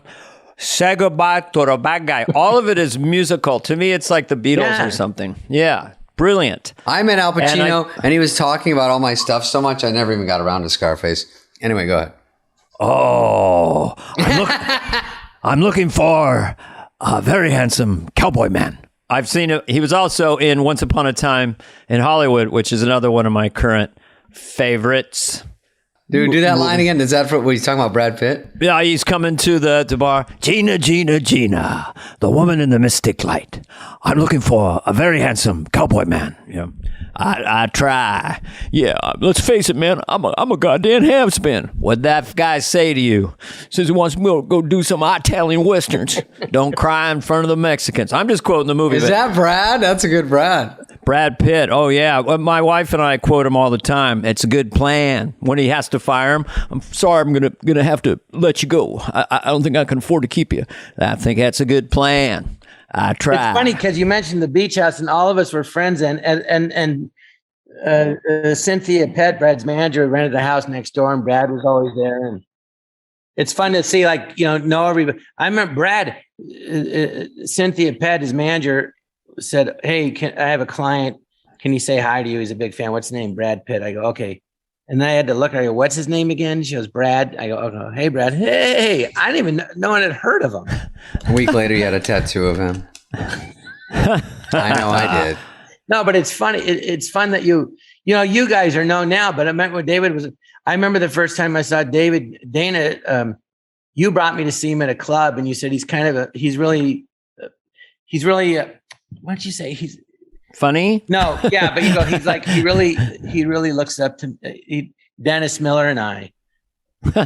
He kind of we were kind of his mom and dad. And I remember I saw you, David. And I was like, oh my God, he's a total mix of you didn't have. I don't think you'd found your voice yet. Yeah, that's true. Those guys I really liked, and I think at the beginning you are styles of your people you like the most, and then it just turns into its own. And then I knew because Sandler goes, I saw this guy and he reminded me of you. I go, oh, he goes, he's biting a lot of your shit. I go, oh, I'm at the point where someone's doing it like me. I like that better. Nice. Yes. No, you guys were great. That's why. And SNL was, I had a question for you. You guys did, I'll go back. We did Coneheads together. That was one of the first movies, John. What did you do in Coneheads? Because there's a million cameos. In Coneheads? Yeah, were you in Coneheads? Yeah, I was I thought you said Coneheads. I was the dentist. Oh, that's right. When his mouth opens really big. Yeah, and his opens huge. Oh, that's right. It goes like 4 feet. Yeah. Yeah, and I kind of played it like my dad, like a doctor. I played it, and then I made up a thing that the nurse in it. It wasn't in the script. I said, let's just pretend that we're like having a fight, but we're trying to cover it up. That's a good choice but for just an added actor. a lot to the scene where I'd go, get the thing. The director they got, I think, because he directed the Take on Me video, and he did that needless. It's like black and white, and it looks like someone sketched it, and the guy jumps out of it. That was such a big video. Steve Barron, I think they got him to direct Coneheads. I don't know if he's like a huge comedy director, but he had me, you, Sandler. Farley was in it, yeah. Farley, Ellen DeGeneres, Sinbad, Phil, Drew Carey. Oh, and then a friend of mine was in it because he's friends with Dan Aykroyd, Mitchell Bobrow. And Mitchell was like, in the 60s, he was the world karate champion. He was one of the best Taekwondo karate guy of the 60s. He was like, he was better than Chuck Norris. And he was very close friends with Bruce Lee, and I'm still friends with him. He's a really nice guy. He was in Coneheads, but working with Dan Aykroyd was the best because, he used to be on the show. And I remember, Dan, I don't know if you remember, David, but when Dan Aykroyd came to the show and he did Bob Dole. Yes, I remember that. And then he took all of us out to dinner at the Hard Rock Cafe, and he gave us these Hard Rock Cafe jackets. And we were all like dead broke. And I was sitting next to Jan Hooks, and she goes, "Who is this guy?" Because he was just so nice, and he treated us so great. And I love Dan. I got to play his brother in a movie. My stepmother's an alien years late in '88, but when those guys came to the show, it was just so thrilling. Oh, it was so crazy when Dan Aykroyd walked around. How are you? Hi, you're doing good stuff here.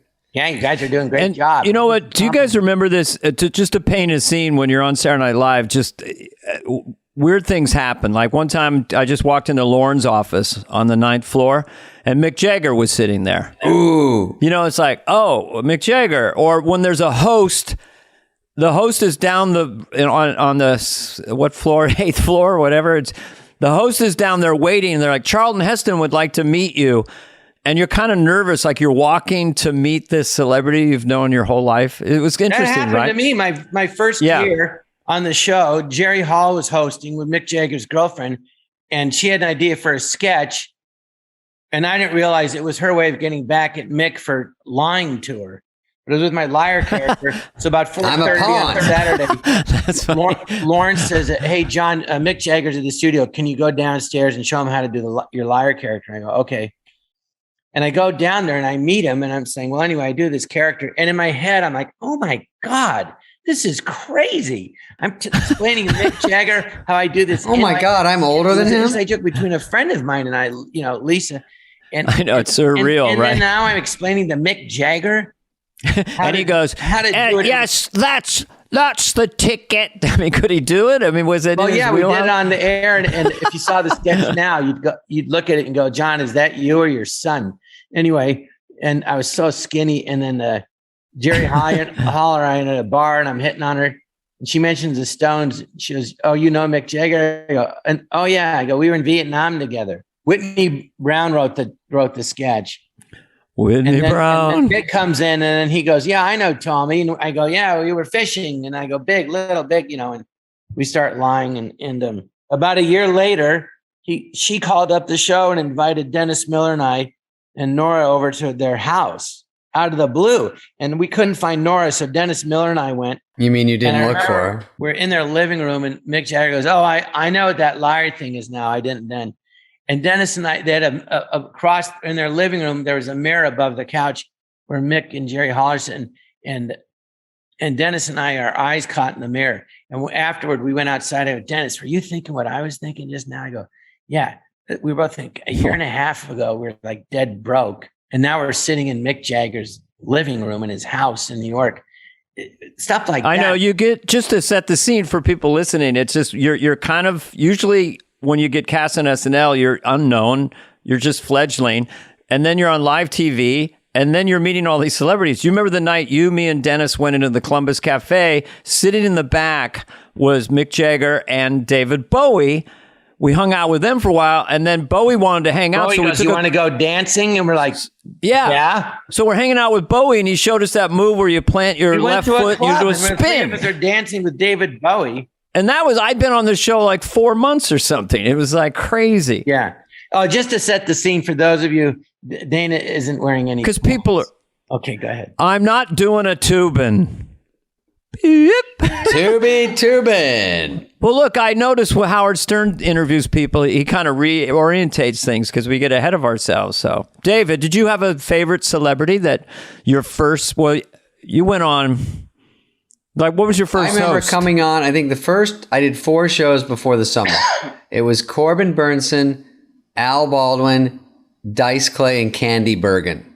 And so you were there. Oh, I remember all them, yeah. I remember totally. Alec Baldwin. All very nice. And Alec Baldwin, that Monday meeting, you hear he's there. They go, "Everyone's going to meet the host." You really don't really know how it works. And I go cram in that room. And he's sitting there in a black turtleneck with black hair combed back and blue eyes. And I'm like, this guy's a fucking stud. Like, some people you go, and he's like, "How's it going?" And then you go, oh, that's a movie star. They screen the movie for you. So I just see Hunt for Red October, walk out, come to work, and then they're all, he's right there. And Sharon Stone was a movie star. Some people, in my head, I thought, that's a star. And some people I thought, it sounds mean, but I go, they got nothing. Like I after read through, I'd go, I go, it's kind of, you know what I mean? I go, it's kind of they got in the right place, right time. Nothing wrong with it, but just they got nothing. And here's a list of those people. No, I'm kidding. Well, I remember when we did the show in the first 5 years, you had to be a major movie star, and then once in a while they'd have somebody from television. Like Ted Danson hosted, but he was the number one show on air. Remember we had athletes, but they had to be like superstar with Wayne Gretzky and then Joe Montana and Walter Payton. Yeah. But you had to be. The show goes in lulls. I mean, one of my years, the host went from the first lead of like a TV show to like the second lead. You know what I mean? Sometimes they'd book people, and I'm like, Dana and Mike are bigger stars than the host. Or Sandler, you know what I mean? You're going, this person coming in here, I think we're missing the mark a little bit now. Because everyone was getting so big on the show, it was hard to be more famous than I mean, it was Dana. I had to keep acting like humble and like, oh, I'm nothing. You're the big thing. I was starstruck. I knew that next to me, he was just John. Can I interject a memory, because I think it was so funny. Back to Alec Baldwin being two things about Alec Baldwin. First time he hosted, he goes, "I want to do this." He goes, "You think I want to be on a fucking submarine?" Go, "Aye, aye, sir." Like he didn't want to be in those corporate movies. He wanted to be a sketch player. And then Victoria, because of his crazy blue eyes, and he was incredibly handsome, she goes, "I'm not going to do it. Not this week. I'm not going to do it." I go, "What?" "I'm not going to fall in love with him.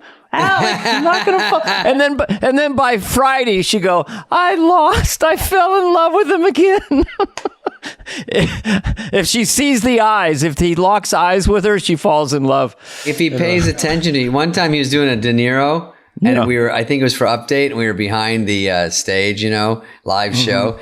And, people do this sometimes, like he was getting pumped up, and then he dropped and did about 15 push-ups right before they came back, because he wanted to get a pump and go out there and look big. Yeah. I love it. I go, that's the shit I love to see. That's something I would have maybe done. I don't know. And he became a great sketch player, on that show. So he did it. He was great. Sharon Stone had like a star thing, beautiful, stunning, comes in.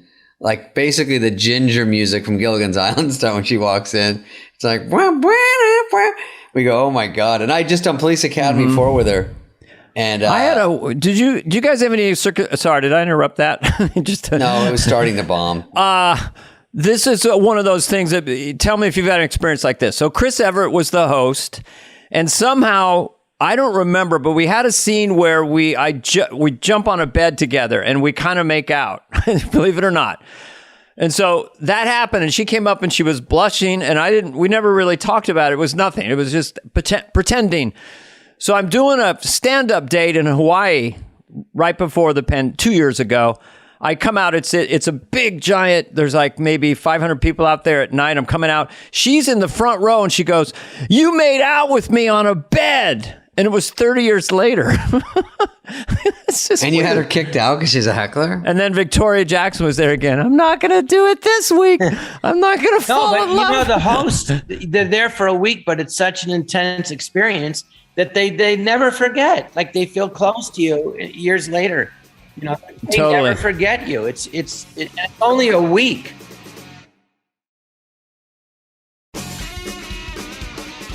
Speaking of kissing, do you remember Alex first? He got up for an Emmy for that first show, but remember Green Hilly, the sketch? I think it was Jack Handy, where he's like in a Sopra, and they look, and then the music comes up, and he starts kissing Jan, and then he goes over here, and the music comes up, he starts kissing the maid, and then he looks over, and there's like a puppet in the window, and he starts making out with the puppet. It's called Green Hilly. Anyway, you guys, thanks for the deep dive. I don't even know if you guys were there. You guys were in the break room. So, John, you get on the show, and who were the hosts that first season you were on? Oh boy, that you remember? Well, the very first host was Madonna. Oh boy, was Madonna, and she was there. She was there for 2 weeks, Shut up. What do you mean? She came a week early. And so the first thing I ever did on the show was a short film that I think George Meyer wrote it, and where we're in Central Park, and the scene, well, she's supposed to be driving in the country, and she keeps hearing a sound from under her, the hood of her car. And when she opens up her hood, I jump out and attack her. And that was the first thing I did. And I remember doing that. And she was dating Sean Penn at the time, and he was watching, and I'm like, oh God, he's not going to like this, me jumping all over his girlfriend. And, but she was really nice. And I ended up,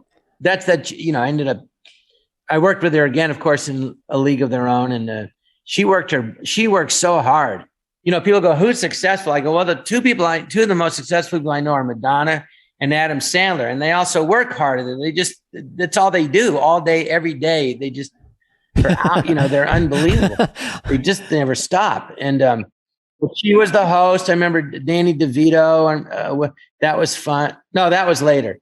My first year. Oh, Paul Simon. I remember having a sketch with him, and I met him in Lauren's best friend. And so we all got to see Paul at parties and get to know Paul Simon, which was really cool. He was very nice. Hey, Paul. And who I'm trying to think. God, there was Terry Garr and Tom Hanks.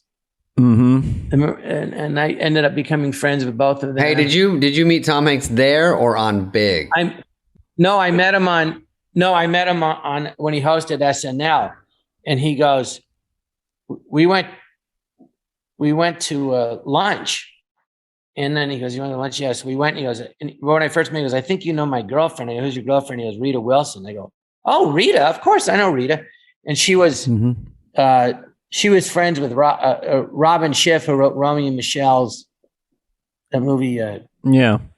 And Robin was in the ground. I was friends with Robin in the Groundlings. We were in the group together, and she was friends with Rita. So I'd met Rita before Tom met her, And I remember one time she came by. She's always really nice. I go, what are you doing? She goes, I got this movie with John Candy and Tom Hanks called Volunteers. I'm going to go shoot it. I go, oh, that's so great. Is that where they met? Yeah. And trying to think who. Oh, gosh. So, but basically, I don't know. It was 1985. Hey, John, to set the scene for our listeners. You're still not wearing pants. Go on. John, I'm still not wearing pants. John gets on Saturday Night Live in one of a rebuilding year. Let's just put it that way. No, it was the first. Yeah, but it was the first year that Lorne had come back after being away for 5 years. And before you, it was Martin Short, Billy Crystal, Christopher Guest year, right? That was successful. Right. And then they brought in Randy Quaid and other people like that were known movie stars. Randy Quaid. Anthony Michael Hall, he was 17. Robert Downey Jr., he was 20. Terry Sweeney, very funny guy. Denitra Vance, God bless her soul, great. Joan Cusack, Dennis Miller, and Nora Dunn. And so, tell me what your mind. First of all, you're on the show. Did the show was it immediately a little shaky? I mean, when did they get a sense of like this wasn't gelling? What happened was the cast did gel. That's the thing. You go, how can people that talented not gel? Well, we did, but it was after the second show, I did the liar character. My second show. There's 20 shows in this season, and then Robert Smigel, who you all know is a writer, his first year in the show, he said, John, this does Triumph the Insult Dog. To set the scene for those of you listening. For those of you listening, Robert Smigel is a friend of ours. Hey, this electrician that works at NBC was just in Lauren's office, and he said that liar thing's the funniest thing I've seen in years. So Lauren goes, really? So then Lauren said, we're going to do the liar again. Why don't you write it with A. Whitney Brown? And thank God, because I didn't know what to do with the character after that. So I always give Whitney 50% credit after that. We wrote it together, and he really helped me expand the character. And I learned a lot about writing jokes from Whitney. It was great. From San Francisco. I did stand up with him for years. Yeah. And so we did it. But this article came out, I remember, in TV Guide. And it was already our 11th show. And it goes, Saturday Night Dead. It's so good. And the guy was reviewing the first 3 shows. He wasn't mentioning the fact that the whole country by this point was imitating my liar character. And there'd been a lot of sketches that were funny. And so it wasn't a total disaster, but it got slammed so much. So the last show, I didn't know if I was coming back. I didn't know who was there. Well, just tell people about the fire thing. I am. Yeah. So the last show, they decided we'll just like make fun of ourselves. So Angelica Houston was the host. And then it was like special guest star Billy Martin, who was the manager of the Yankees, a really nice man, very soft spoken, but he was known as a real hothead too. So anyway, the sketch was that Billy was mad that he wasn't in the show more. So he set the studio on fire. And so that was the sketch. And so Lauren is sending everybody into the room where the fire is. Then I come along and goes, no, John, don't. All the writers were there. And he said, all you writers go into that room. And then I went in. He goes, no, John, wait downstairs for me in my limo. I'm like, oh, all right. And then at the end of the show, they rolled the credits and it had a question mark after everybody's name. And everybody's like in a fire screaming. And I'm watching that live. Yeah. And I remember Terry Sweeney the day before was like, he didn't like the sketch. And I said, Terry, it's not a real fire. It's a sketch. It's not real. And then I thought about it and I go, well, what if I was the one being sent into the fire? And you would have cried. I go, I get why you're upset, but nobody knew who was coming back. And then they said, we want people that you work well with. And I recommended Phil Hartman, Tim Stack, Lynn Stewart, and Tress McNeil from the Groundlings. And so they did you recommend me or David? I didn't know either of you, but I do remember but still our manager, Bernie Brillstein and Brad Gray. And when Phil and I met you, Dana, in the office, and we didn't know you, but we met you for the first time. And then when you left, Phil and I go, oh, we hope that guy gets the show. He's so nice. You're welcome. Yes, the late great Phil Hartman, and you. It was funny because I was in awe of the whole thing, and I'm in New York, and I'm just hanging out with you guys, and you guys knew each other very well, so you guys would often do gangster voices back and forth, right? Hey, how you doing? Right? Yeah, we loved old movies from the 40s. Why for 2 cents? What would you do for a nickel? Just cross that line. You wish I hadn't. You can see us doing that in his audition.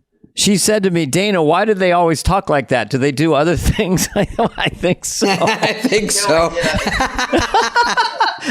Maybe I misremembered but I remember that. you coming into my office and you go, let's write something together. And I'm like, well, what do you do? He goes, I'm going to hitch my wagon to a winner. Which is and I'm like, what are you talking about? I think Handy wrote a sketch with Phil and Dana where Dana was a young punk. I could have played it. And then you take a hostage, and me and Matt Piedmont repeated it to this day where he goes, come on, Johnny, relax, Johnny. No one's going to hurt you, Johnny. Yeah, I love it. Anything with Johnny. Don't be scared, Johnny. I got your best. Well, we finally did a sketch in black and white, a spoof at the front page. And I don't remember much about it, but we're all talking like the 40s. But I remember, Dana, your language is, I oughta pound you. That was in Lauren thought that might be the next catchphrase, because I used to do it in my stand-up in the 40s movies. Why, I oughta pound you. So I wrote my part. I did it 3 times. And Lauren thought, maybe that's the next thing. We should do another pound you sketch. Pound you guy. David, did you have a catchphrase when you came in, or you developed catchphrases later? Lauren goes, I got one for you. You're fired. And I go, oh, is that a catchphrase? No, I meant, I'm sorry to say it funny. You're fired. Well, you had bye-bye later in the... bye-bye. And then the only first thing I got that caught on was that receptionist going, and you are. And that was the first time I did a sketch that was like an attitude instead of just jokes. Like I would do jokes on Update from my actor, jokes about going to a concert, and then just jokes about when you're at a concert and how hard it is. Having a younger attitude of like, I go to concerts and I drink. And then Conan was like, you should try to do I always tell him this, I don't know if he remembers, do more of a concept. I didn't even know what that meant for a script. He goes, it doesn't have to be just joke.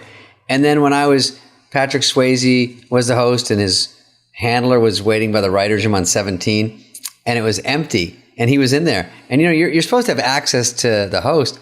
And I walk out and I start to go in to talk to him, and she stops me and goes, whoa. What, can I help you? And I go, oh, I just want to talk to Patrick. She goes, and you are? And I go, I'm a writer. There's and she the goes, catchphrase. And this is regarding, and I go, oh, I just want to write a sketch. She goes, it's really crazy right now. Maybe you can come back later. And I go, isn't he just sitting there reading People magazine? And then she goes, yeah, it's just really tricky right now. And so I walked away. And then when I went to LA, it happened to me again. And I go, you know what? There's something funny about that. I just don't know if it's a sketch or how to formulate. I think I went to Odenkirk or those guys and said, how do you help me put this together? And it was a 5-to-1 sketch with MC Hammer. And then the next time it was the opening sketch. I remember that because I'd been on a few years and I was really doing well on the show. So I would kind of tease the writers, like, because I had a part in that. Yeah, and you are. And in front of MC Hammer, I said to Smigler or somebody, go, well, what do you want? You want a big laugh here? You want an applause break? What do you need? And MC Hammer laughed so hard. He loved the idea of me being that cocky. What do you want? You want a double laugh, a little laugh, then a big laugh, and then another applause break?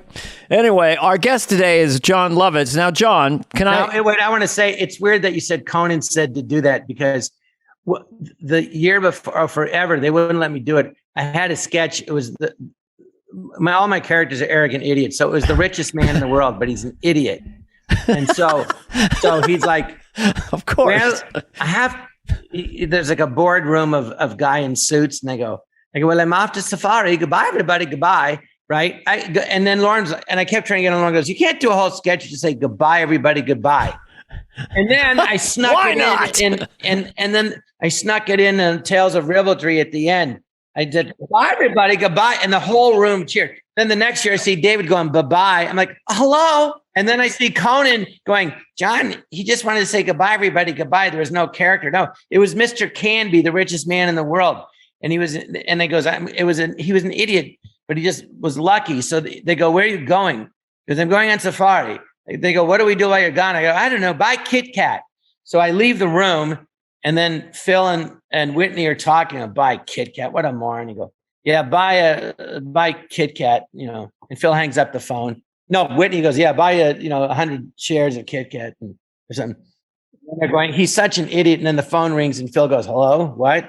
You're kidding. What? Kit Kat just went up 300 million. Oh, I remember this sketch. And then I come back in and I go, hello, everybody. I forgot my wallet. And they go, Mr. Candy, Kit Kat just went up 300 million. I go, well, you see, buy what you love and you can't go wrong. And Lorne fell out laughing at that. Well, Lorne's a great investor. He wouldn't put it on. He wouldn't do it. And then you got bye-bye. Oh, it never got on because I thought it was funny. I could buy everybody. Goodbye. It's like the thing, you do these nonsensical rhythms that make me laugh. One thing you do, I've seen you in your stand-up, you go, hello, something like, what a night, what a town, what an audience, what is this? And then at the end you go, have you seen the town? What a town, what a crowd. And have you seen the town? Yeah, see, that is so silly and doesn't even make sense, but it makes me laugh so hard. Have you seen the town? It just makes, I like madness. But there, you got bye-bye, you got goodbye for goodbye, and I got to go with a funny little Mr. Funny Little Poopy Head. I got to go. That was my. I'm gonna say what was the point of that sketch anyway? Well, I thought it might work. Jan, the late great Jan Hooks played Mrs. Funny Little Poopy Head. It was so I could get. I'm going with him. And I'm going with him. I love that Lorne would read the stage direction in our read-throughs. And so what I did in the stage direction, I made Lorne say funny little poopy head like 300 times. Funny little poopy head sits down. And no one knew, but I knew. You told me, and I couldn't. I was crying laughing. Funny little poopy head gets up. And it was just making fun of catchphrases on our show. I was making fun of catchphrases, and Lorne knew what I was doing, but yeah, but he didn't know about the funny little poopy head. But Lorne has this regal kind of, super smart, funny way of speaking. So to make him say something so stupid, anyway. So Jon Lovitz. It was one of the funniest things ever. This is a two-parter. This is for Dana and Jon. Oh God, this isn't Dana's interview. This is mine. But go ahead. For those of you who are just joining us, just to set the scene, Dana's not wearing underwear. David Spade is drunk, and no one has combed their hair. I'm having sex with my dog. I think it was a very interesting story to hear, even if it's a short one, that the movie Bad Boys was for you guys with Will Smith and Martin Lawrence. And it was, I don't think that many people know that. I think it's unreal. Is that the year you did the American Express commercial in the Super Bowl? Was that right around then? It was a few years after that. We did that in like 89 or 90. John and I got offered an American Express commercial, and that was the first year they kept track of them. And ours, I didn't even think it was that good, but it came out #1 on the ad meter for some reason. For the Super Bowl, we were ranked #1. That was amazing. Yeah. And I remember we shot it in Miami. New York was so freezing. When we get to Miami, it was so warm. It was so nice. You're like, there's a movie here. Let's do Bad Boys. And then the commercial was Amber Smith. She became like a Sports Illustrated model, but she was like she's 15 gorgeous. at the time. Oh, she wasn't 15. Oh, forget it. So they saw you two were funny together, and then Bruckheimer said maybe. Well, they offered Dana the movie first, and then I don't know. Then I got in. I don't remember.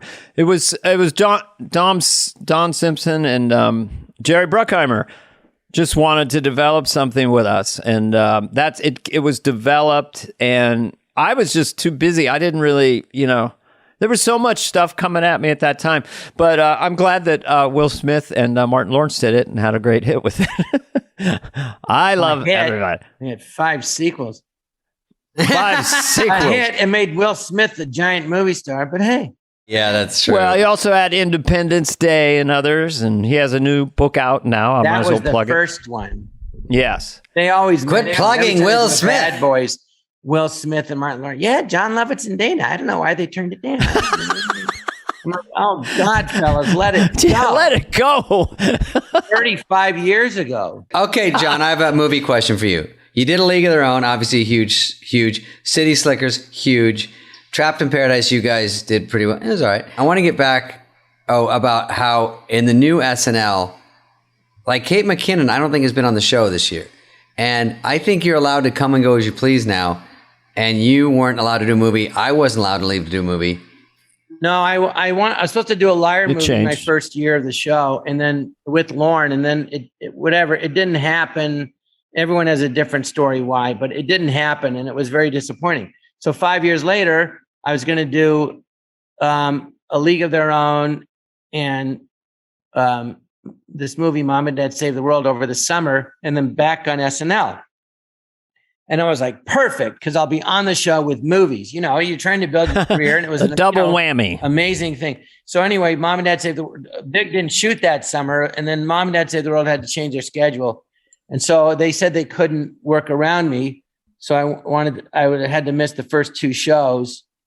And Lauren said, no, you can't miss shows. It's not fair to the others. I go, the others? I go, they don't care. They'd be thrilled if I'm not here. They'd be like, more airtime for me, Yeah, I haven't even met everyone. and I go, well, it wasn't you guys. It was on the, there's only 8 of us. And then Mike came in the last year for 4 years, basically. And so anyway, I had a decision to make. And then I said, I'm going to leave then. And then Lauren called me and goes, no, John, I don't want you to leave. You're a very important part of the show. I go, well, Lauren, I don't want to leave. I go, but this is opportunities now. My contract's up. Start me in 2 weeks, or start me, or don't pay me. Add them on to the end of the contract, or I'll sign up for 5 more years. I like that you said you'd sign up for another year or something. Yeah. No, they offered 2 more years. I mean, to Dana and I, Dana had another year, but it was the same pay, I think. And so it was good, but. In hindsight, I should have said to them, I should have had the producer, Michael Phillips, call Lauren and go, hey, can you, work it? And Lauren goes, well, he goes, look, John Belushi and Eckler, they would fly back and forth and do movies.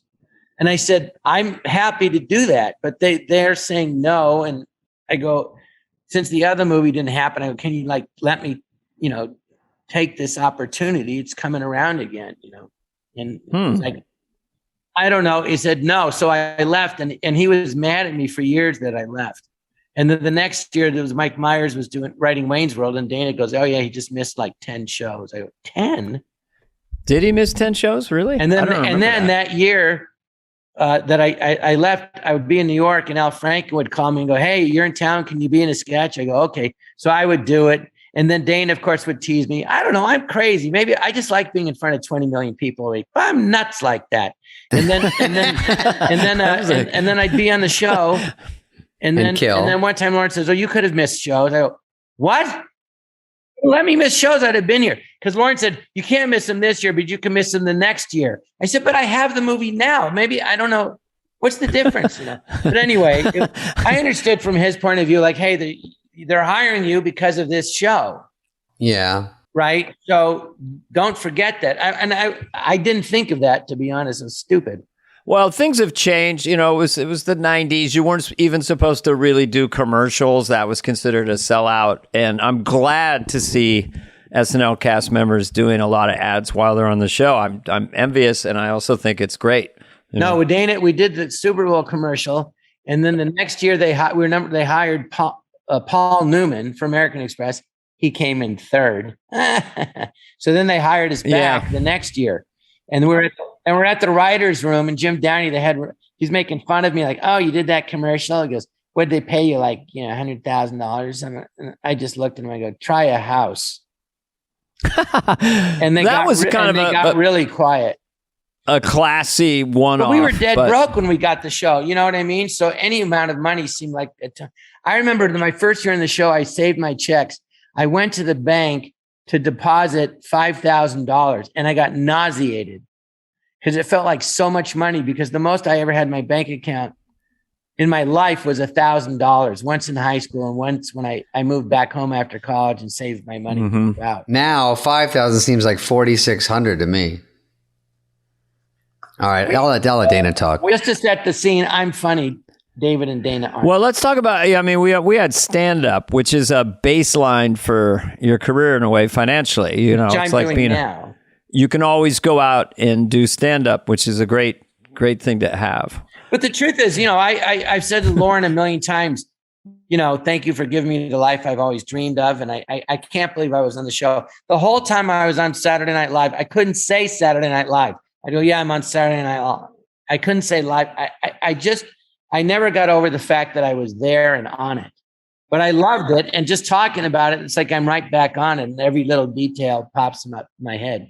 Very intense experience. I think we're all very thankful that everything really goes back to that. I mean, if you look at the percentages of the, I had a guy come look at my house to help me do it. And he goes, "You have a lot of pictures of yourself." Pictures of yourself. And I go, well, most of those are like old cool ones from SNL. Like I'm doing promos and I've got the paper and I'm pointing at the camera and it's Phil as Clinton with Mick Jagger.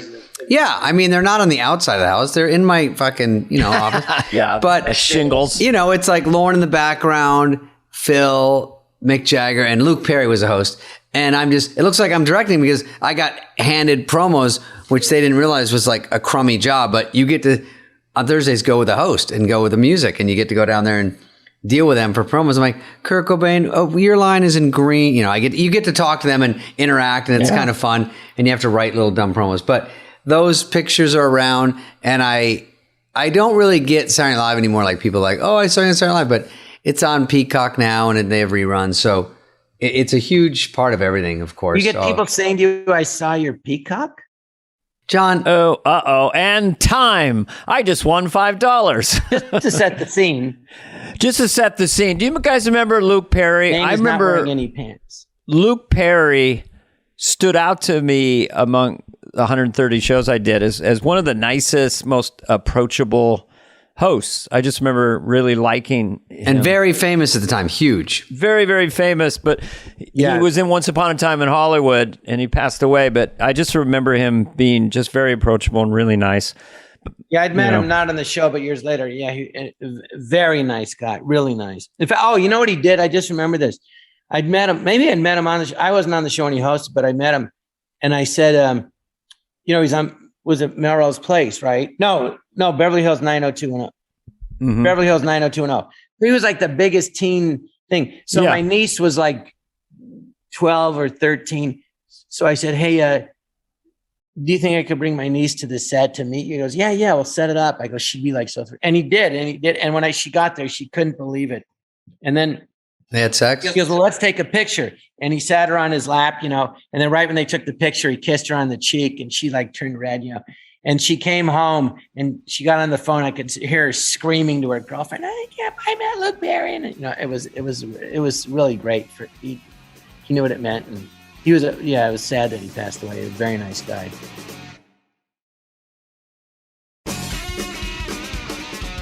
Well, we're talking so much about me. Let's talk about you guys. Dana and David, what was the favorite character of mine that you liked? I like when you were in Benchwarmers. I hear a lot about Benchwarmers. Do you, John?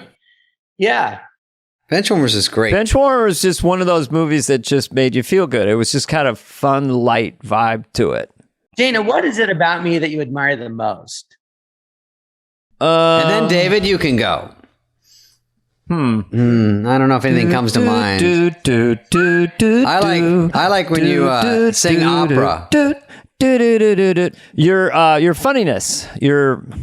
We have a puppet? Okay. Is that Yoda? So, Lovitz, you have a great singing voice. I think when you're on the show, singing really helps. Dana can sing chopping broccoli. You can sing. That was Dana chopping broccoli. Right, but John has a great singing voice, like a big voice. That's another one of your attributes. But would you like me to sing for you now? Yes. I know it's going to happen right now.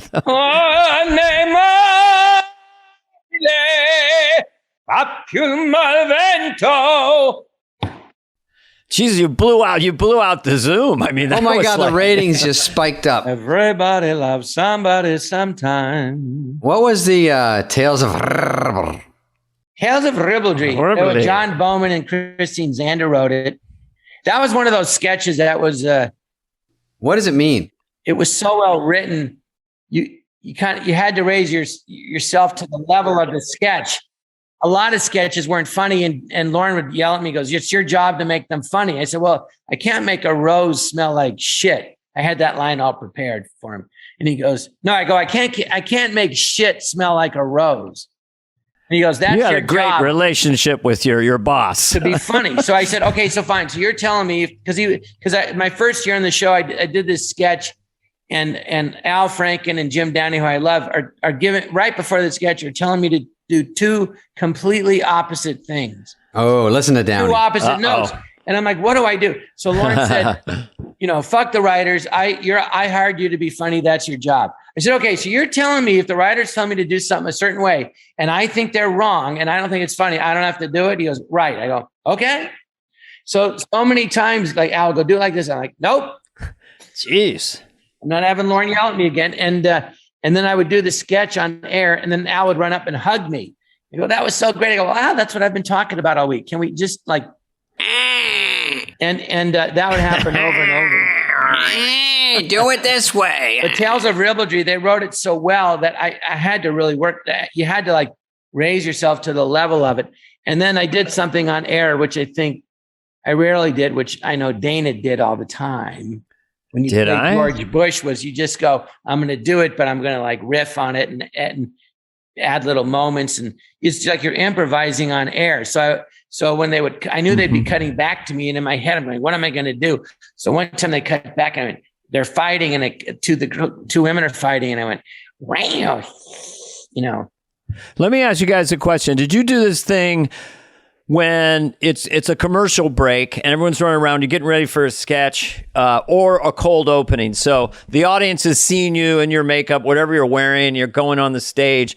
I always tried to get them to understand that I was loose or try to signal something funny. Because a lot of times when the cold opening starts, you hear a laugh right before it starts. And that's because it's 5 seconds, Joe, just go 5 seconds.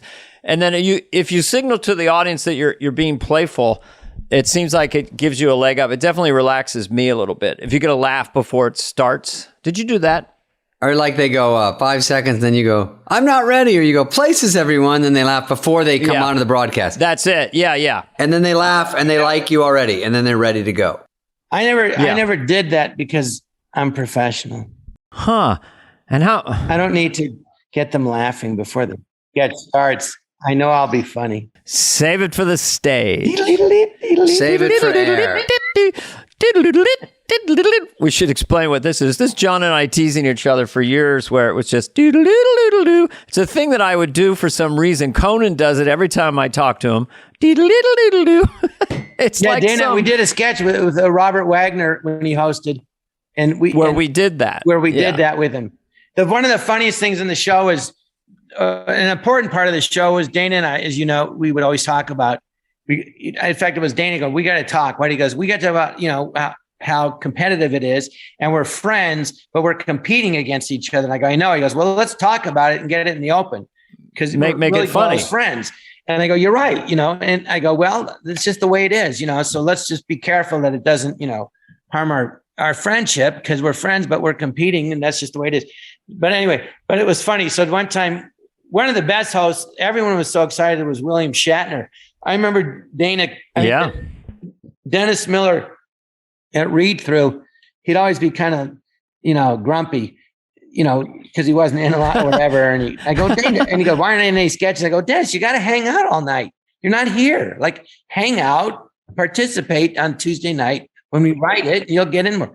But anyway, so, he didn't have a lot to do at Read Through. So he would just, he'd be a little grumpy. So when William Shatner hosted, I looked around, even Dennis, everybody had the biggest smile on their face, and Dennis was beaming. And we're like, I remember I'm sitting next to, on my left is William Shatner, and Dana's on my right. We're like, it's Kirk. It's Star Trek. We were just thrilled. And I learned how to do the show from him. He made it look so easy. But also that show, Dana would come up to me, John, I'm in 3 sketches. That's where 3. No, didn't I play 3 characters in the Star Trek restaurant scene? I did Khan. I played an ensign. I don't remember. I don't know, but you were going 3. Not competitive. I'm in 3 sketches. And William Shatner hosted the show. He made it look so easy. I go, how do you do that? He goes, just do it.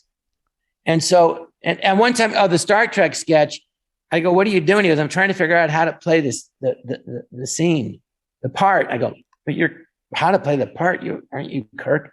You forget, no, he's an actor. But anyway, the next week I thought, all right, well, what are they? Because they would get you all riled up and tense every week. And did you do this? Did you do that? Constantly. So I just said, well, what do they ask me to do? I walk in a door, and then I stop behind the couch, and then I say something. I go, so walk and talk. I simplified it to that. So I'd come in, walk in. Hey, you guys want to get something to eat? Right. That was it. So I did the show that way without putting any stress on myself. And I thought for sure I wouldn't be funny. And after the show, I thought, well, I wasn't less funny and I wasn't more funny. I was the same. And I remember thinking, what have I been putting myself through every week? And after that, the show it became very relaxed to do, especially when I had like one line or two. So I remember one time there's 10 of us in a line, and Mike Myers is in front of me, and he's all tense because they're getting him. And I'm like, as loose as pie. I just couldn't give a shit. And I tap Mike on the shoulder. He's like, what? I go, Mike, what are you looking at me for? Pay attention to the scene. He's like, stop it. Just teasing him. Yeah. Everyone we've talked about this is like, it takes time. It's so easy. You just walk and go, hey, Well, I think you get confident, the audience discovers you, and then you get playful, and then they sense it, and it builds on itself. You see it with cast members now. It usually takes a few seasons, unless your name is Eddie Murphy or something. Had such confidence at 19. That's yeah, mysterious to me, how brilliant he was at 19. But most people it would take 2, 3, 4 years of seasons to get really comfortable. Anyway, I'm also. It took me I was nervous, but my first sketch, I was really nervous. And why wouldn't you be watching? And then I went, oh wait, the West Coast isn't watching. That crosses. So you were relaxed. No, now I go, that's 10 million less. But now the whole country watches it at once. But during that show, there was a sketch where Madonna and I were Prince Charles and Diana. So you have cue cards, right? So anyway, we're doing the sketch on air, and she accidentally said my lines, off the cue card and said hers. So all of a sudden, I went, oops. And all my experience kicked in from, doing plays in high school and 4 years. So you took your pants off? College, doing 21 plays in the Groundlings. And I took her line and turned it around, and then to my line. And all of a sudden I went, oh, and then, the focus wasn't on me. It was on the sketch, David. And the rest is history. And the rest is history. I remember doing Toonces the Cat, where you're in the car and the cat's the driver. It was a Jack Handy sketch. And Victoria and I, again, Victoria, but she was so funny to me. We have giant cue cards and she's not saying her line. So you have to kind of kick the person. I'm kind of like kicking her. No one can see. Anyway. You're like, oh, am I up? You're like, you have 2 lines. Get them. But she was increally charming and funny when I was on the show. Victoria. Yeah. By the way, I never told you this, Dana, but I was in Toonces the cat. You were the cat. You were? Mm-hmm. Jeez, the makeup was extraordinary. Called acting. Yeah. You thought I was a puppet? All right, boy. Got to look at where the time's gone. I just wanted to give you a chance to, John became a stand-up maybe 20 years ago now, 18 years ago. So John Lovitz plays all over the country, and he's out there doing stand-up. He's a great stand-up. Very funny, obviously. Yes, I started where I would host shows by Kevin Nealon and Victoria would do 20 minutes, and Norm Macdonald. And then I would open for Norm, and then co-headline, and then I started doing it. But I would do that for, remember you, David, and you, Dana, and Dennis Miller did a show once. I hosted that. Yeah. And I love doing it. But Dana, I wouldn't. Dennis Miller is the first one. He goes, you should be a stand-up. I used to do Woody Allen and Lenny Bruce's routines in my dorm. And he brought me to Catch a Rising Star in like 85, and I just bombed, as I didn't know what I was doing. But Dana always said you could do a stand-up. And Dana, you know, I always credit you. You saved me years with your tips on how to be a stand-up. So I owe you a big part of that stand-up career. I don't know, David. I don't. Well, that's very nice. I'm glad. But I when I meet people who David, are funny, I owe a round of golf. It's only a matter of. Well, you bench warmers, you guys should have been starting varsity as far as bench warmers is great. I love bench warmers. Absolutely. Number 7. I like any movie where you talk Quiet, like number 7. Quiet. So funny. Quiet is always. But funny. you guys are great stand-up, so it's an honor to be a part of that fraternity. But it's been a lot of a lifesaver, and I feel like I always wanted to do it. I used to do Woody Allen and Lenny Bruce's routines in my dorm. Yeah. And right after college, I went to a workshop at the Comedy Store in 79, and they go, they're not hiring stand-ups for sitcoms. And I go, oh, so I guess I'll skip that step, you know. But I started. It's portable, and you can do it. You can go away from it for a while, come back to it. I love it. I love like Saturday Night Live, writing and performing my own material, and that's what I love best about SNL. One of the you guys, the people, the comedians. Okay, David has a question or a summation. Just to set the scene, this is David and Dana's podcast, and David at Spade has a question. You're listening to John Lovitz, David Spade, and Dana. I think my mic is barely on, but I will say this. Dana, when I started, I don't know if this is with you, maybe it's still, stand-ups were looked down upon for acting and sitcoms and everything because they were thought of as selfish and couldn't interact with others. So on SNL, like Groundlings and all those people and sketch players, Second City, were a priority because they had more faith they could do sketches. And with us, you've seen comics that get their own show or something, it just doesn't work.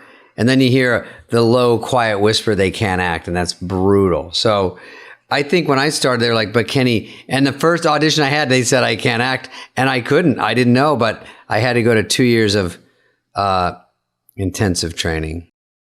Where? Who? I have never heard you say that. Oh, really? You studied acting with who? Why do you think I'm so great at it? You are great at it, but who did you study with? Sandy Meisner? I was like, I went to Roy London's class, but he was full. I think Brad was in there. Maybe you were in there. And then I went to taught Roy London. I went to Ivana Chubbuck, and she was the late great Roy London teaching for Roy as his understudy, and then she got huge in her own way because Roy passed away, and then she was doing it. But I took it. Schneider took it. I had this is quickly. Then I got to go, you guys. I can't do this all day. But you're getting paid, for Christ's sake. I'm not. I thought we were splitting this. You're getting a gift basket with fresh fruit, chocolates, and white wine. I don't have time for this. I'm doing it for free. You know how you tip the bottle. Anyway, David, sorry, I didn't mean to interrupt you. I think you did, but I did. I came out and I thought I was like Eddie Murphy because you feel like you don't need lessons. I thought it was naturally funny, and so I do auditions. And then Lee Grant, you wouldn't know this, but she's a famous actress. She's a director. and she was doing a movie and she needed a kid to play 17. And she goes, "You're 20?" She saw me at the Improv. She goes, "You could play this in 2 seconds. It's the lead in a movie. And I'm just going to give it to you. Just come to the house, read a few lines, and I'll go in there with you, and we got our movie." And I was so excited. And I read the scene with her, and I could see in her eyes, she goes, "Do it again. Just hang on. Just do it again." And I do it again. And she goes, "Oh, I can't use you." I was like, "Oh my God, why?" She goes, "You're kind of just performing it. You're not really acting. You're just trying to get laughs." And I'm like, "I know, but," and she's like, "I can't." She goes, "Go take some classes because you'll be great, but you just got to work." And I go, "But I'm still doing the movie, right?" She's like, "No, I can't." It was such a heartbreaker. No, but here's the thing she should have said when she said, "I can't use you." And you're like, "Why?" Because da-da-da. She goes, "Okay, you know the way you're talking to me right now?" You go, "Yeah." He goes, "Read it like that. Don't perform. Read it like you just talked to me right now." That's what she should have said. And then you would have read it like that. She goes, "Okay." I know. She didn't want to take time. So anyway. No, that took 2 seconds. Doing stand-up is I remember someone said that they said, Jerry Seinfeld said it's a dialogue. It's not a monologue. Like people learn it like a monologue, like an actor in the beginning. And I thought, yeah, isn't that what you do? And he's like, no. And they said, no, he said it's a dialogue between you and the audience. And I thought, how could it be a dialogue? I'm the only one talking. And then I realized, because it's like I'm talking to you guys now and you're listening going, it's that. So I go, instead of you're talking to audience, you're talking to one guy and whatever you react. It's not that complicated. People do it all the time. It's just practice. Anyway, John, you've been a pleasure. I think, David, you're a very good actor, by the way, especially in The Wrong Missy. Oh, yeah. Were you in The Wrong Missy or no? No, I was supposed to be, but you cast someone else. Oh. You were supposed to be in Just Shoot Me, remember? Yeah, another thing. Bad Boys, Just Shoot Me. Home Alone. We all should have done stuff. Oh, yeah, Home Alone, too. Shit. Well, maybe. They wanted to meet with me really bad, and I go, it's a kid's movie. I don't want to be second fiddle to some kid. And it begins the biggest comedy in the history of motion pictures. So then I said, I'll meet on the second one. And they go, no, the director, Chris Columbus, says, no, you wouldn't meet on the first one, so he won't meet you now. I go, did I hurt his movie? Well, in fairness, a movie about a 10-year-old, you just don't know if it's going to be funny. You just don't know. The script was funny, but I didn't think I could play the part. Because it was very reactive and of a doofus. I'm not good at like. And that was Daniel Stern and Joe Pesci, or they were the second Daniel Stern part. I'm not good at like making faces. And I have faith you could play it too big. I don't know what to do. I mean, I just did it now, but. Well, it's a cartoon, basically, kind of. Well, there he is. All right, bye.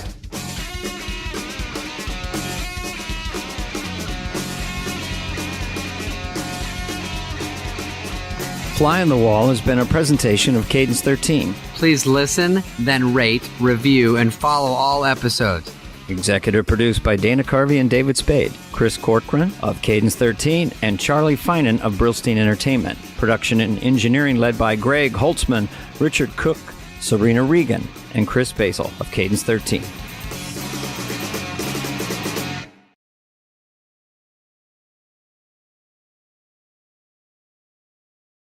A full facelift from head to toe. And I'm covered in a body bruise. Just my whole body's bruised. Aren't we just puffy clowns? I mean, did Red Buttons ever get a facelift? I don't know. I know. We're supposed to be gross, I think. I think we're just little clowns. I mean, did Sid Caesar ever get a lip tuck? You know, everyone's supposed to be good looking. Everyone. There's no, I mean, my dry cleaner has a headshot. It's like, you never know. Like, hey, discover me. Yeah. Look, your hair's really like Jodie Foster. Talking about good work. I always say, who had good work? Jodie Foster. She looks great. No, I don't think she did anything, and she does look great. I have a question for you because we have a guest. We don't ever have a guest. We're gonna have it, so we're teasing it.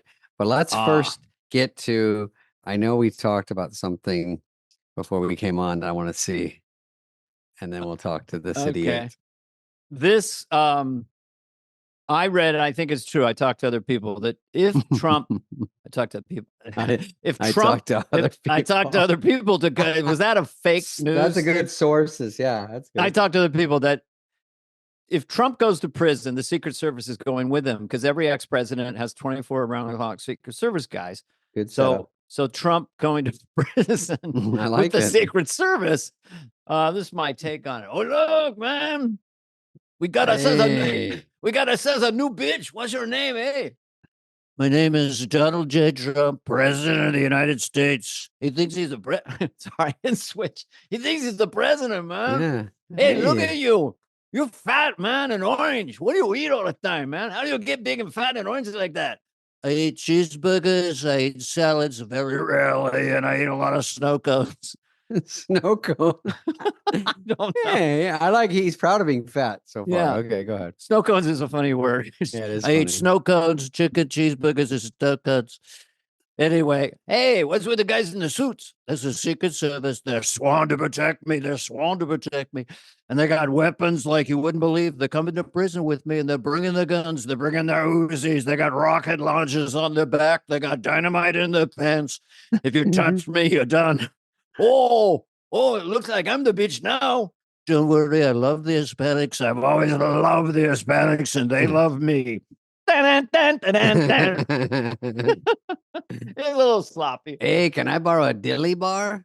Now, if I can't do it with a Latino accent, I'd have to do kind of, hey, look, man, we got a little bitch here. Hey, what's up with you? You're fat and orange. What the fuck you eat? You know, I think Latino works. I was going to do the twist at the end, like, I don't really talk like this. I'm actually from Ireland, and I came here and I committed a crime. I sent into prison. So I took on a persona to protect myself. So sometimes I talk like this, but really, this is how I actually talk. Hey, Trump. Hey, Trump. Hey, Trump. You got a big rump. Hey, Trump, you got a big rump and you stunk. Trump, you're fat and round and orange. What's going on, homie? I like they let you bring a machete in here. The Secret Service will bring all kinds of weapons, like you guys have chains, machetes, and iron fists, whatever they call them, knuckles, and all those things. Brass knuckles. They'll hit you so hard you'll be crying all the way down. Let me tell you, you'll be like a girly man, a little tiny girly man from Huns and France standing in line. You might want to sit next to me in the cafeteria. Yeah. If you tip over my mashed potatoes, the Secret Service will be like white on rice. Is gonna take you down. Hey man, why is your voice so rough all the time? I don't know. Be nice. I might give you my fudgicle. That's if Trump goes to prison. Now, if Biden goes to prison. Hey, who says we're in prison? It's all just subjective. Okay. But he would be shadowed by Corn Pop, or at least he could say Corn Pop's in here with me, and so you don't want to mess with me because Corn Pop. Yeah, I wanted to do a little Trump this week. Next week it's going to be a back to Biden, and then maybe I'll do I don't know, Bobby Kennedy Jr. People ask me, but I don't. It's very difficult. Well, we've got a guest, a buddy of ours, wants to jump on with us, and we can read the headlines, and he'll just read them with us, and we'll just talk about inane stupid shit. Is this a mystery guest? Let's pretend it's a. You have to guess him. Oh, whoops. Well, I guess that wasn't a big mystery. Tower 1, come in. We need to make a landing. He's asleep Tower with 1. his eyes open. No, he has John, are you? He looks at an Air Force controller. I mean, with those headphones. I mean, what? He told me to wear headphones, for God's sake. Wait a minute. Is this John Lovitz? Mm-hmm. John, are you in the Incredible Shrinking You're Man? welcome. You want me to play Bill Burr and you play John Lovitz? Hey, John, your head's like a tomato can. You know, that thing was hysterical. What's the deal with pickles? We text each other like that, and I said we should do that as like on your podcast. So we did. Right. He goes, just say anything. I went, okay. And you gave it to him with both barrels. He's not worried about getting canceled. Hey, it's Jerry the dog. Hello, Jerry. Jerry and I are sort of on hot and cold with each other. Jerry, does Jerry remember me, or is he playing hard? He remembers you. Wait, let me see. Jerry's not so thirsty to be on camera. Dana, remember that this is what we do when we were on stage at SNL. We'd see each other in the monitor, remember? Uh-huh. Oh, just go chin up kind of thing? Is that it? Well, we were only in our 30s then. We didn't really have to keep our chin up. Looking at each other like we're hit. Yeah, this overhead light, it looks like I'm completely bald. That's why I'm wearing a hat. No, that's good. That hat has Arizona on it. Yeah, because you have that Arizona? Sorry. Yeah, the wind when I was there with you. Oh, that's Nevada. David. Okay. And you got like flying saucer teacups over your ears and a blue cap. So at first I was like, I don't have to wear them. No, No, I they think look. you do. I'm just you'll wear them. No, you just cut out. Well, why aren't you wearing them? The podcast. Well, I've got just these ended. little ones that fit in. This, Yeah, I have ones like that, except mine are expensive. They're great, John. You probably have better. You have great sound. Are you? I have a shirt like that, except mine's expensive. I had a shirt like that once, but then my mom got a job. What a fucking burn. Oh, you are wearing headphones. I was I doing see. a Wayne's World line. John, we're gonna throw up a few stories, and you just chime in with us. We're gonna make fun of whatever's going on in the world. Okay. Okay. Hit it, fellas. Oh, it's on my screen. Yeah. Yes. Okay. This is a new. Oh, you want to come read it? on. Read it, David. Heather, my birthday's coming up. Pea stained jeans, leaky style, come with a big price tag, and it's already sold out. So you can buy jeans that look like you pee-peed in them. Is this from the Billy Madison collection? Look at how funny this is. Are you going to wear these? That guy looks super cool. He's a DJ, I think, at Coachella. I would buy him for a friend, for Dana and you as a joke. Right. Well, they have another one. I think it's called the John Poop Lovitz stain. Connection, and in the back. Yeah, I was going to say a fudgesicle motif. I wanted to make you happy, John. It's a melted fudgesicle in your pocket. It's called Poo Pants, and they just sort of have a brown stain in the back. And apparently, they're going off the charts. They're at Nordstrom's. Well, mine has a little airbag in it, so when you kick the guy, it goes. What happens? Oh, it farts? Yeah. No. I like these. You got to be kind of skinny to wear pee pants. Is this even real? I think it's real. I'm calling bullshit on that. I don't think Go that's to our real. YouTube and give us facts and figures because I like to look at the comments. They're actually very nice sometimes. Some of our fans are nice. Actually, I'm shocked how Why many. would you want to wear jeans where it looks No. like you? Okay. They were on the runway in Milan, Heather said. Well, it's kind of like the Well, first that's time, just crazy. John Lovitz, where were Don't you you when you s- first saw someone with torn jeans? You go, Oh, yeah. "Why are- Good. Good. This is just what do we do now? We've torn them up. Yeah, I Now- remember now seeing we'll- that, and I go, I'd throw them out, And then you'd throw up. I do and like then weathered you'd jeans. grow up. I like shirts that are a little beat up. I like old sweatshirts. And then when you started selling them looking old, I thought it was ridiculous, but I kind of like it. It saves me 100 washes, you know. Yeah. I'm yeah, always totally. I'm always down at the laundromat. But you're trying to save water and conserve on water. You know, Is it John, like when we were all drought? three at SNL at the same time, the Droughts hardest over. day was the day off was Sunday, and I would go in. You'd have to go to the basement of my boiling hot apartment building, and then I'd have to buy like $100 in quarters and go down there and do. Oh, it. yeah. That's the funniest part. is I paid $100. John. I paid John on the side to take my Mm. laundry and do it and bring it back, and I was very grateful and I was generous with my payments. Remember, John, when you do my laundry? Yeah, I remember that. That was cool of you. By the way, I just want to say, I can't tell you, many people come up to me and they go, you know, Dana and Dana and Spade, they're Yeah. always talking about you on their podcast. Yeah, it's I called said they homage. are? Yeah. It's an Well, homage to the Omo. Why do you talk about me so much? Well, you come up because you're funny and an interesting voice. Yeah. Dennis Miller comes up because you'd think of his take. You know. Okay, you got the Love Man on with the Dixie Cup phone things and the Mariners hat. Okay, I don't have the inside the ear headphones. Love it. what was that on the Christ. $5 rack? And keep going. What am I, Gleico? What's my insurance? Geico? I don't know why you think we do you. That's ridiculous. No, it isn't. Everyone says it. You're doing Mae West. No, I'm not. Mae West. Mae West says, why don't you come up and see me some? Come up and see me Come up and sometime. see me. God, it is. Jeez, I just put that together, May. Why don't you come up and see me? No, you know who I really sound like is a Wimpy from Popeye. It really Oh, yeah. influenced me. I'd gladly pay you Tuesday for a hamburger Burger. today. You're better than Wimpy. That was good. I love Wimpy. What's the next story? And then we'll talk more about Wimpy. It's about underwear that is. And then my hair. Let's see if Okay, we can we're past- elevate the podcast. Okay, here we go. Oh, Sophia Bush says she's in a relationship. Now, I just thought, in my opinion, this is not important. But when an actress, if an actress is gay, it's okay to keep that to yourself. I think the idea is we're all equal, and being gay is nothing different from anyone else, which it isn't, and it's not a problem. But it always feels like a press release is necessary, and I don't know how to react to it. Like, oh, good, or oh, okay, or it's the shoulder shrugger. But they seem to always have to come out and say, Well, it's kind of like what we if did.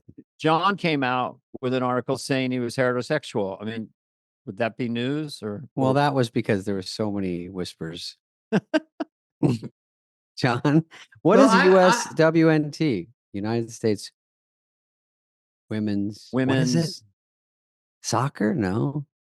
Retired soccer player. Oh, Yeah. wait. U.S. Women's National Team. Mm-hmm. Oh, I don't know. I look at this picture and then I'm like, well, why? What are they showing? Why don't they show some video okay, that's enough. of the two of them together? That's what I want to see because I'm just picturing it in my head. I thought it was her with a haircut on them. I'm not even joking. I thought it was here's her. Is Sophia Bush, she cut her is she hair. related to George Bush? I think she Or is it is. a different? I don't is think it a so. different Bush? Dana? Why doesn't it just say Bush likes Bush? I like the Peace Dane article a lot, and this one too. I think we're 2 for 2. Okay. I'm just throwing things out there. You're right. It's just like it's a, what do you call it? A nothing burger. It's very like normal. So each his own. So it shouldn't be a press release. Is the Why doesn't it just say Bush is into Bush? Okay. Well, we stumbled into that. And John is really being full John. I love it. I like it. John, Okay, I'll be like Bill next Burr. one. Don't hold back. Oh, she's no relation to George Bush. We heard. Okay, I didn't think so. This is going to bother John. Would you pay 44% capital gains, John? No, it would kill the economy. It completely defeats the idea of why people want to buy a house and hang on to it for a long time. Their house goes up in value, and now he's taking almost half of the gains away. What does that do? 13% if you live in California, so you would get up to like 57%. Come on, it's time for the people of America to pay a fair share. Sharon Stone, Simple Pilots, Flintstones, Barney Rubble, Dresden. I think it would make the housing market crash, wouldn't it? Well, I think what it does indirectly, it is more money on the surface that would come into the country and immediately go out. But also it lessens your drive to invest because investing is already a gamble. So let's say you lose money, you lose. Let's say you actually do well and you make money, then you have to give halfway. What happens is people stop investing as much.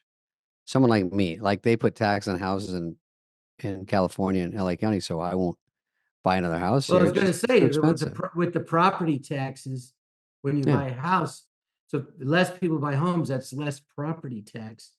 So historically in the late 90s, it happens is Clinton got together with the Republicans and lowered the capital gains tax, and the government actually took in more revenue. So yeah, there's a lot of inputs to this tax. Through property tax, probably, right? And through motivation to get in the stock market and invest. Yeah, then you get in because expand. if you win, you might make money. Yeah, but then more people pay tax. Yeah, I wasn't even thinking of homes. You're thinking about the stock market. Yeah, you kill it. Animal spirits, unless we want to be some kind of social welfare state. I don't know. It's a problem, John. You don't think. Okay, next one.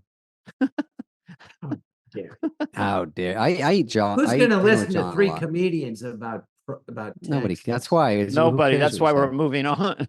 This I thought was interesting. Now, without knowing, there was music attached. Dana, is that you? Without knowing this was just sort of interesting. That just how fast animals are, and I had no idea which ones are fast and slow. So just talk along with it. If one of them seems fast and surprised, you said, "Okay, here we go." Okay, is that Dana or? Okay, turn that down a little bit. Okay, that's a cat. A cat goes 48. Okay. That's Sophia Bush and her girlfriend. A fox. What's that? An ostrich? Ostriches are really fast. Well, that's a wolf. Look at their little legs. And they all love A wolf, ACDC. a peacock, and an ostrich. Oh, the rhino? How fast The is that? rhino? 55? 55 miles per I had hour? no idea. I thought they were slower. Okay, keep going. Yeah. What's that? An elk? Antelope? And That's a what? A Faster bison still? and a moose. Buffalo goes 56 miles a an brown hour. bear? Oh, they could fucking haul. That's as fast as I go. That would be tough to outrun them. You Okay. there's a Cheetah? cheetah. Okay, The I cheetah understand is the the cheetah. fastest. I They understand. go, No, cheetah can go 85 miles. no, look an at the hour. wolf. Who the fuck wolf- had their money on the wolf? No, the cheetah's faster. Oh, and who are these guys? I don't even think these are real animals. I think this is animated. I think, is this sure. Jurassic Park? It's No, I think animated. they're- It's an Hyena AI. one? Where are they going? That's the big question. They're coming back? How dumb. How long Look, can they they're going to sustain get the food. Who's Guess filming this? Oh, a giraffe. Wait. Wait, not a giraffe. Tiger A 65. camel? A camel 65 shit. miles an hour? Get fucked. No way. A Forget giraffe. that. Look at their. Listen, Dana, I just wanted to tell you that the eclipse not really coming to LA when everyone was so excited about it, like it was Coachella, was funny. You know, it's not funny. Getting ripped off. Harry's Razors agrees. Harry's Razors is something my brother Andy told me about years ago. What they did, they saw customers getting screwed over by questionable, overpriced shaving products, and they decided to do something better. Yeah. I hear, David, that instead of charging the same stupid high prices, Harry's found their own way to make really, honestly, beautifully designed razors for a fraction.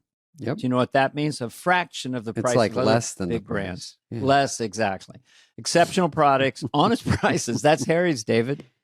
Oh yeah. And listen, they're heavy. They have a weighted handle. So Dana, and I know you like to get pumped up. You count on them as barbells because you go, oh, I do 2 razors in the morning, do curls, Yes.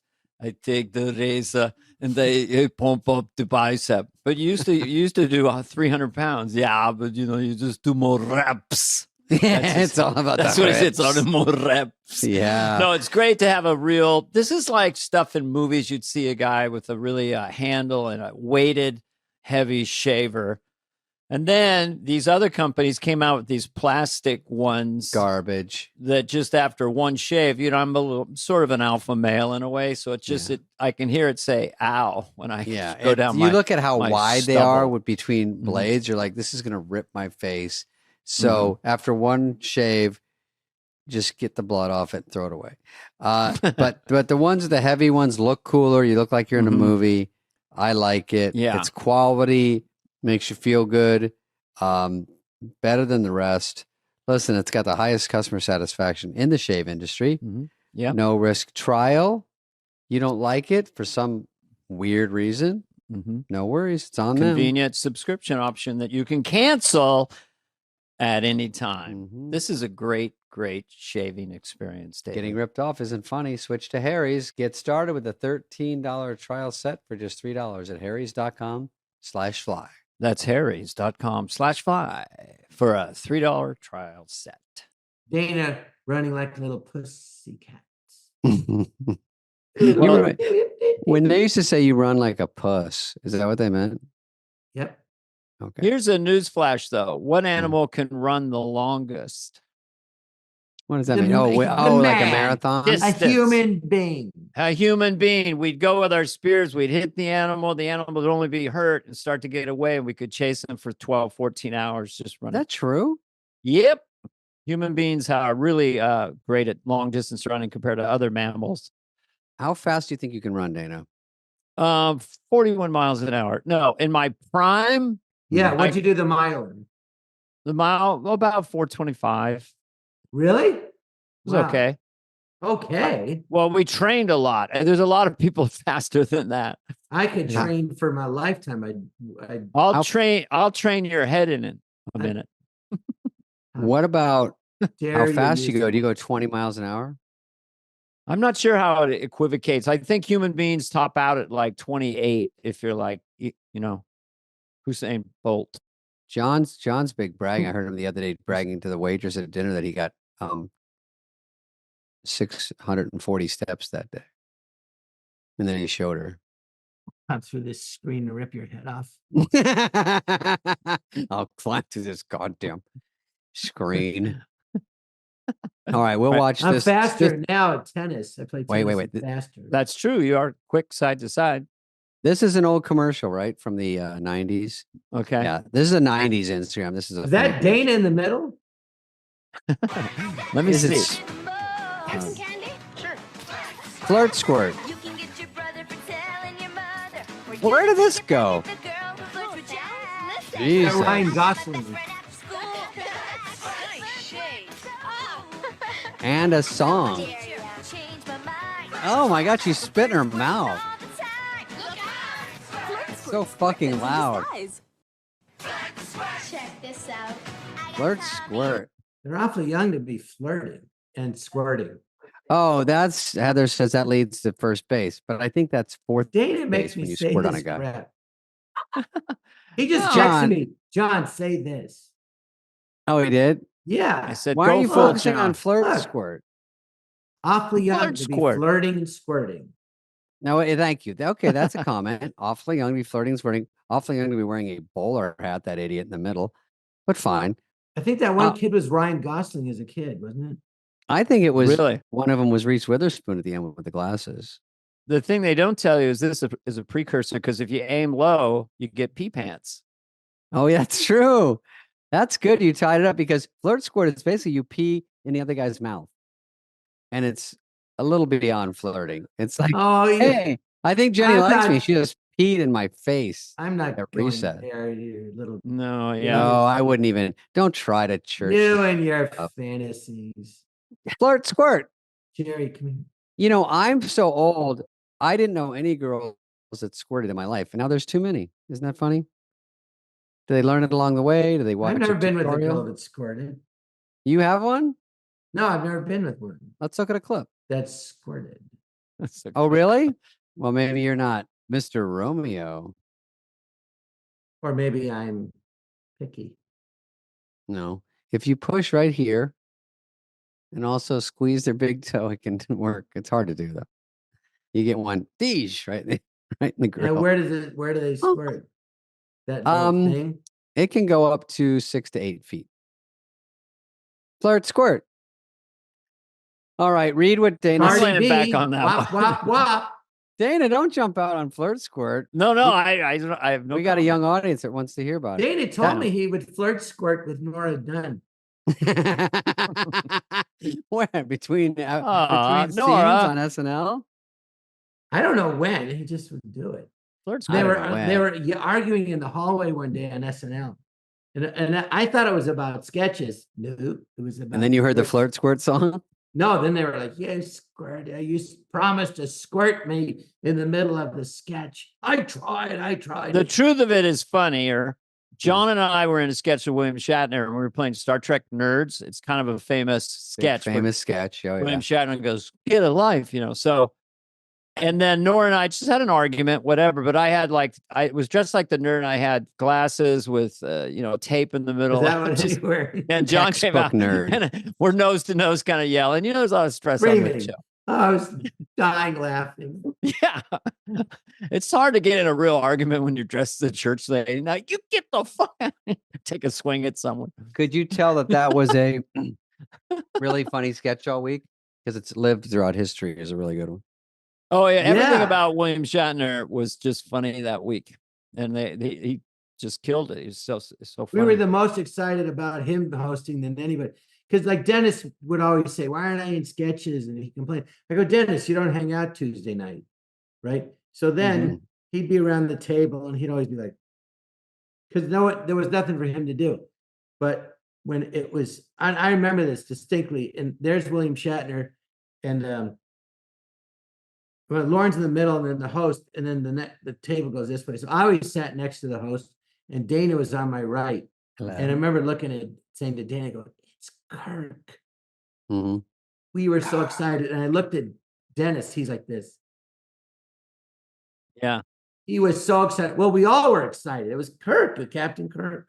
When they walked down to lunch, or they walked down to Huxley's or something, but they were like, let's say outside of 30 Rock, they're just walking down the street to go to dinner or whatever.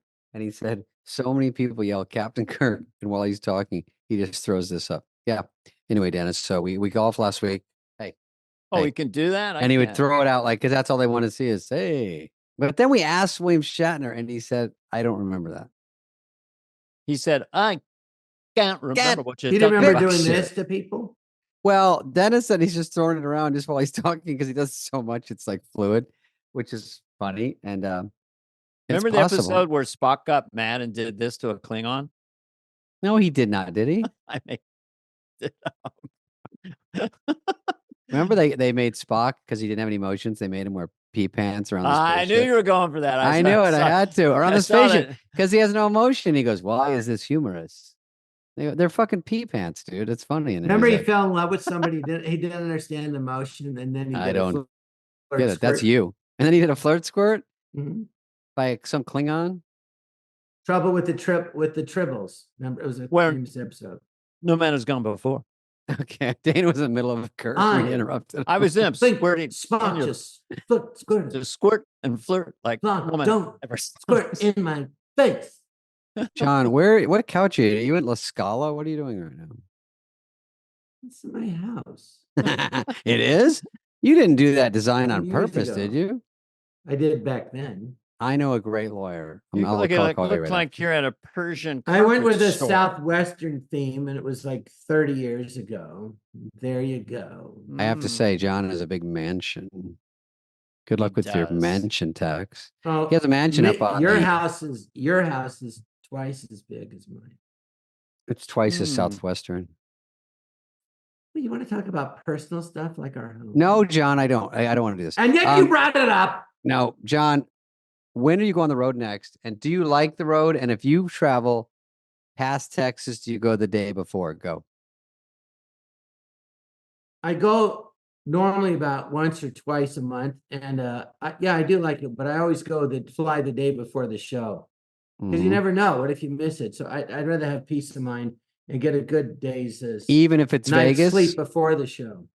Even if it's Vegas, even if it's Phoenix, even if it's Phoenix, I don't care where I go the day before and I get all because I don't want set. to. I don't want something to happen and then I miss. No, it's So so you- stressful. job. You're right. So you go to the Hollywood Improv the day before. Hollywood Improv. You hang out at the Hollywood Improv the day before. No, I don't play LA anymore because Oh yeah, I heard this theorem. well, comics steal jokes for one. Yeah, my jokes are that good. And secondly, My next you know, question. you never know. They film me and go, "Oh, you said this. You said this. It was a joke." Yeah, but you meant it, even though it was a joke. I go, "Well, I meant it. Yeah, but it was a joke." Who are these people? Yeah, who are these people? Who are They're these looking, people? They're looking to end your career, and it's not worth a shot. A chance. Well, I think you could go on. They to might just laugh say- and they might be offended. And if they're offended, you go, "So what?" But what? can Oh, you do? right. You're saying Hollywood audiences are a little more offended. Some of your A offensive little. stuff. There's always Yeah. somebody. Well, guess what? Steve Martin, guess what? In his book, like he stayed out of LA completely. He went on the road. He opened for people. He did Vegas. He did a lot of things, and he became great. So there's more than one way to skin a Steve. Yeah. Why did he stay out of Los Angeles? Well, I think he saw that the sitcom way and that wasn't his way. So then he started opening and just working on the road. 2 weeks before he made it, he bombed so bad he considered just forget it. Because What when was he would his bomb, make it moment? I can't remember. I don't know. I just remember in his book he was playing some Miami gig, and it just if the audience didn't hook, he wasn't famous. If they didn't hook his character, it got really grim in there. Well, he was making fun of it. I know he was deconstructing. And if you didn't get that, it was bad. But if you did, it was he was hysterical. hysterical. I saw him at peak at the boarding house, and also saw him at the Berkeley Community Center. Yeah, it was pretty something to watch that. What about when he had the Blues Brothers open for him at the Universal Amphitheater? That's probably the coolest show I've ever missed. It's hard, man. That'd be one of the toughest things to follow. Probably Oh, with the Steve Blues Martin. Brothers when they're With killing the it. full dancing and all the singing. Yeah, that's a tough Oh, one. Belushi and Aykroyd doing anything, and then Yeah. and you're even better. Yeah, but he than- was on SNL then too. So it was like he was two on a SNL lot. features. Yeah, he was on a lot. Right, I mean, right. Steve Martin was, a rock star as well. I got to work with him in a movie, Three Amigos. Phil Hartman and I, right, and Joe Yeah. Mantegna were in the scene, and so they was doing coverage on Steve Martin. It was Chevy Chase and Martin Yeah. Short. So anyway, they're on Steve. So he would do a take, and they go, oh, let's do it again. And each time he was a little funnier, and I've never seen anything like it. He had such control, and it was like he had a knob on his chest. They go, where do you want to hear? And like, let me turn it up 1. Let me turn it up 2. A little funnier. Okay, we'll go to 3. It was like that precise. I've never seen anything like it. I believe it. Incredible. Mm-hmm. You lie a lot, but that one I believe. I mean, he's no Dana Carvey. Well, I remember working in But he was Trapped in amazing. Paradise, and I would watch it, and everyone noticed it's John's close up, and it would be exactly the same every time. I mean, I don't know. Just I have a knob on me that says 11, and it's broken off there, so it doesn't go below. I've done movies with both of you guys, and I have to say, between the two of you, I'm the funniest. Okay.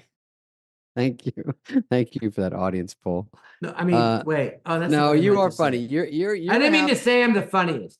No, it I'm does kill sorry. me to say, Between the but two of you, I'm funny. but it drives you No, crazy. I know it came out of wrong again. I'm People so go, sorry. well, you're just naturally funny. That's what they say to you.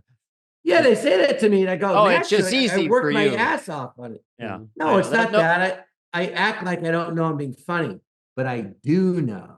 Yeah. And I know how I'm funny. No one can just be a Dana. natural and not work the system of how to be funny on command with a camera in your face. No, this guy named Ralph Levy, who used to produce and direct the Jack Benny show and the Burns and Allen show, he came to my acting class. Tony Bartot, acting for the camera. He goes, Ralph's going to teach you comedy. But anyway, Ralph said, you do all the things you do in drama, then you add the comedy on top, and then you, the actor, you know you're being funny, but your character should be oblivious. As a result, people think, oh, you're just naturally funny. You're funny just standing there. I said, if I'm just standing there, it's because I'm making that choice to just stand there with the blank face because I know it'll be funny. Because that's the funny way to do it. Yeah. Could I get a master thespian, ACTING, with full commitment? Acting. Oh! said thank you. Thank you. Thank you. That's Thank good. you. Okay. That was a good laugh. No, All on right. SNL, though, they break so much now. I go, what happened to the sketch? And so, remember, Dana, we weren't allowed to break character. We'd have been We thought fired. we could fire. Yeah.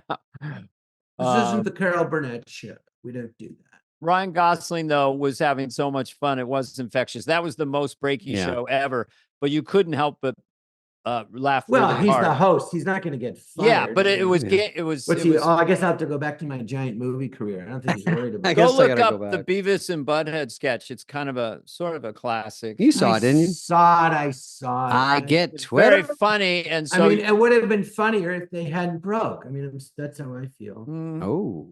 It wasn't. I wished we could have broke. I think breaking sometimes. I agree with you. When I was doing the Pepper Boy, I thought we were going to break for a minute, and I didn't want to break on that because it was killing so hard without it. But it does make you laugh when people break. But anyway, Here's my impression of Farley and that. Why, thank you, Peppermint. I would like more pepper. He really made a meal out of down that. by the river. It was you and Christina, and you guys were trying not to laugh.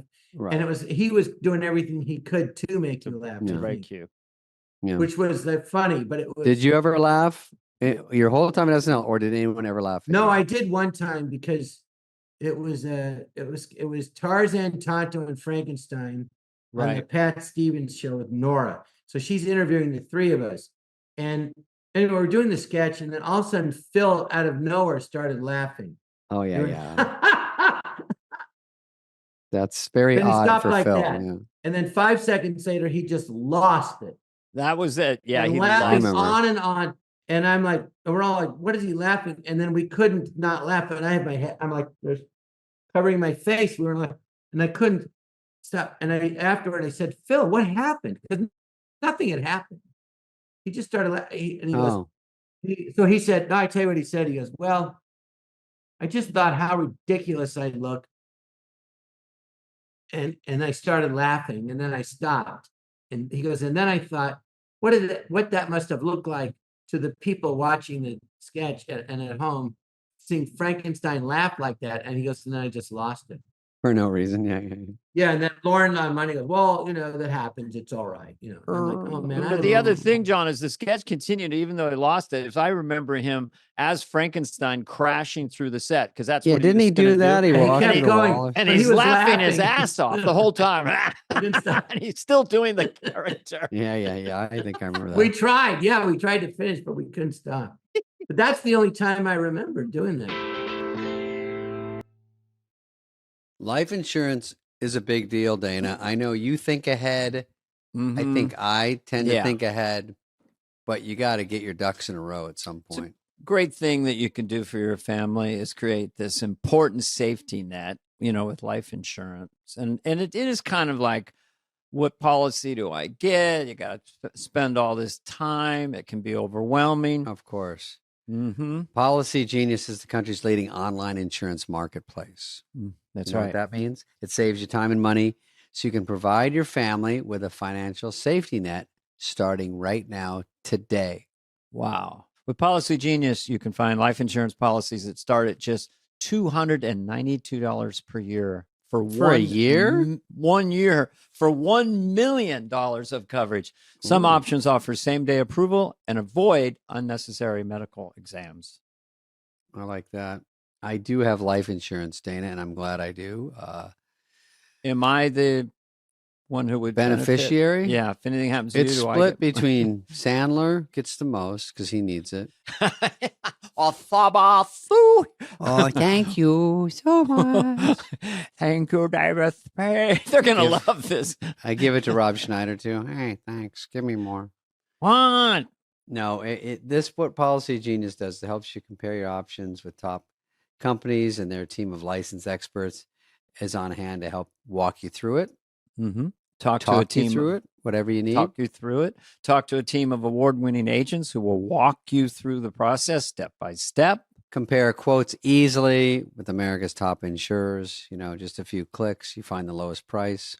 Because if you look at your insurance, you might not be as covered as you think, Dana. You probably are. You're pretty good at this, but some people just do a skim job. But you need Yes. them to vet this stuff. Yes, Very that's why. serious. Yeah, this is a great product. This is a great thing to have. Policy Genius gives you an unbiased advice from a licensed expert support team, which is nice. Yeah, they have no incentive to recommend one insurer over another, so you can trust what they're going to say. They don't play favorites, which I like that. Mhm. A lot of 5-star reviews. In fact, thousands of 5-star reviews, Dana. Thousands. Do you get it?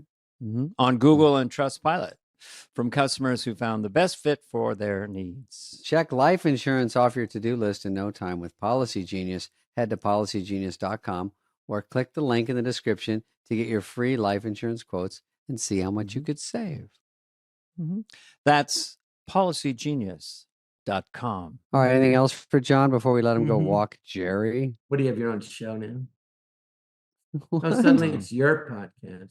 No, I'm just saying because we have a I'm screen of John Lovitz. questions. We'll be right back with Dana We are here with John and David Lovitz Spade right after this. We are here with the one and only John Lovitz. with a word from Snapple. Thanks, fellas. You're John, do you want to promote? Yeah, a where are your gig? gigs? Your next one?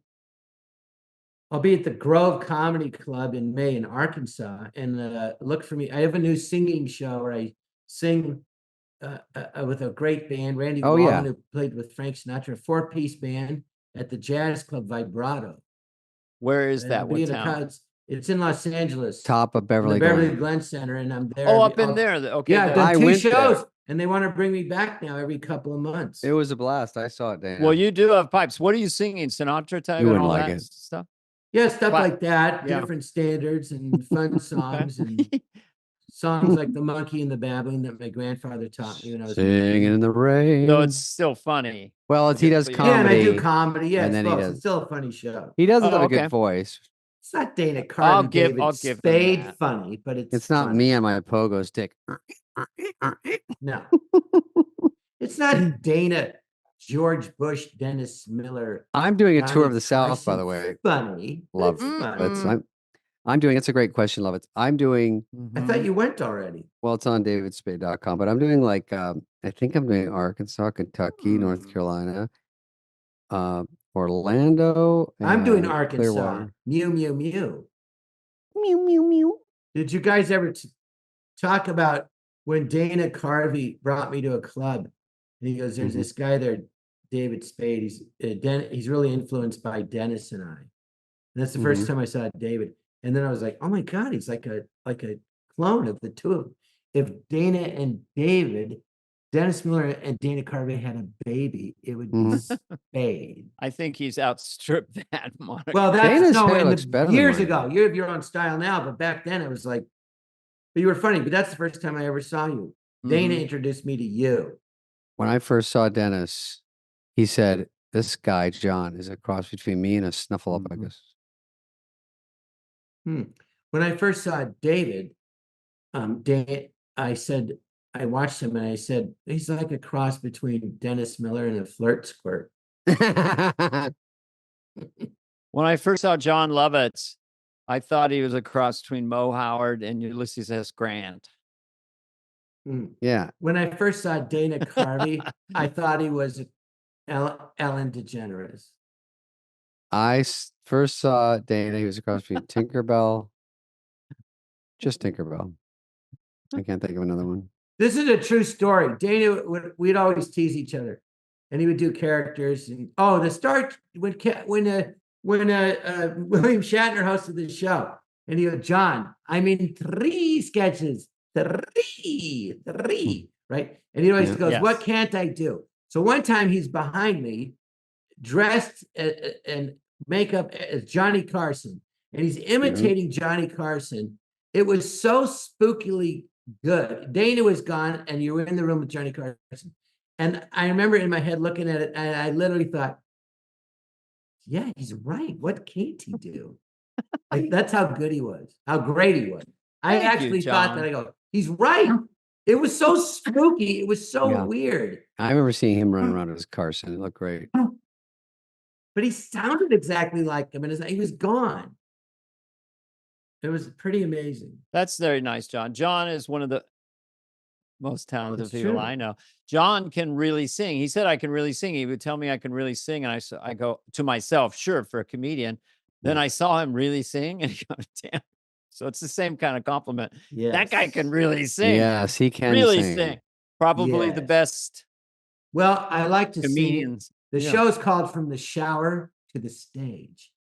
I like to sing in the shower, and it sounds amazing. Everyone thinks they sound great in the shower. Yeah.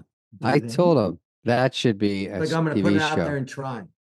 Yeah, Frank you are Sinatra, good. though. Frank Sinatra, everyone goes, he's the greatest. He wrote a book on singing, if anyone's listening, called No. Tips on Popular Singing by Frank Sinatra. And he tells you how to sing, and it's fantastic. Does it work? Because the other day you were telling me. Oh, to it sing. worked. Yeah, it worked. It really works.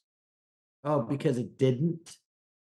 Yeah, you told me, you're like, take your upper soft palate. I'm like, let me just. No, eat my like Pop-Tart. every singing teacher, it's your diaphragm. Pull your stomach in, pull it out to support the air. Frank Sinatra says, breathe in through your nose, and then because if you breathe in through your mouth, the air goes in and dries out your vocal. The summer through your wind. nose, and then Yeah. your lungs fill with air, and you feel your rib cage go out. He goes, don't let your rib cage go back in. He's the only one that says not your stomach, your diaphragm, your rib cage.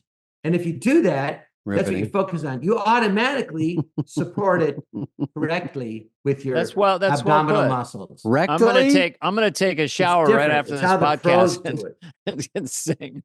I'm gonna take a long shower after this podcast and sing. Everybody loves somebody sometime.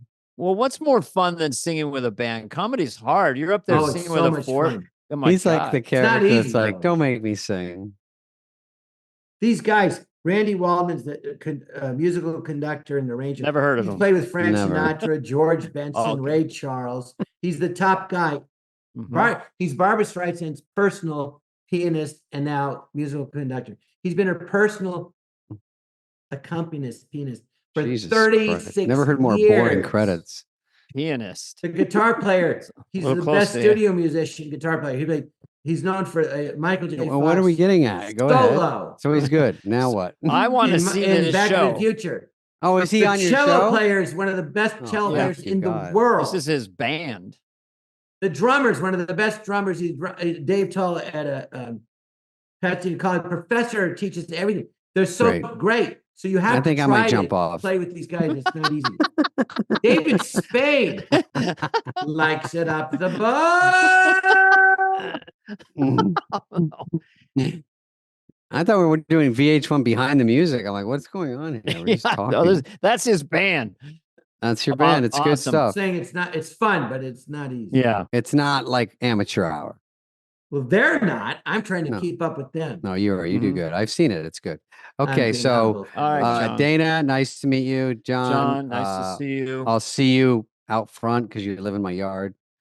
And Jerry the dog, nice to. Jerry, Oh boy, Jerry, say something. don't He show the always overbite. Does always he have a wants to good be on angle? camera. Underbite, right? Jerry, Quit fighting. don't let him do that stuff to you. He's sleeping. He's like, hey, I just found a nice turd in the Jerry's driveway sweet. to chew on. Anyway, John, great to see you. Let's do it again sometime. This will never air. Okay, bye. Bye, John. Bye, everybody. Goodbye. This has been a presentation of Odyssey. Superfly is executive produced by Dana Carvey and David Spade. Charlie Finan of Brillst Entertainment, Jenna Weiss-Berman of Odyssey, Heather Santoro, and Greg Holtzman. Hope you liked it.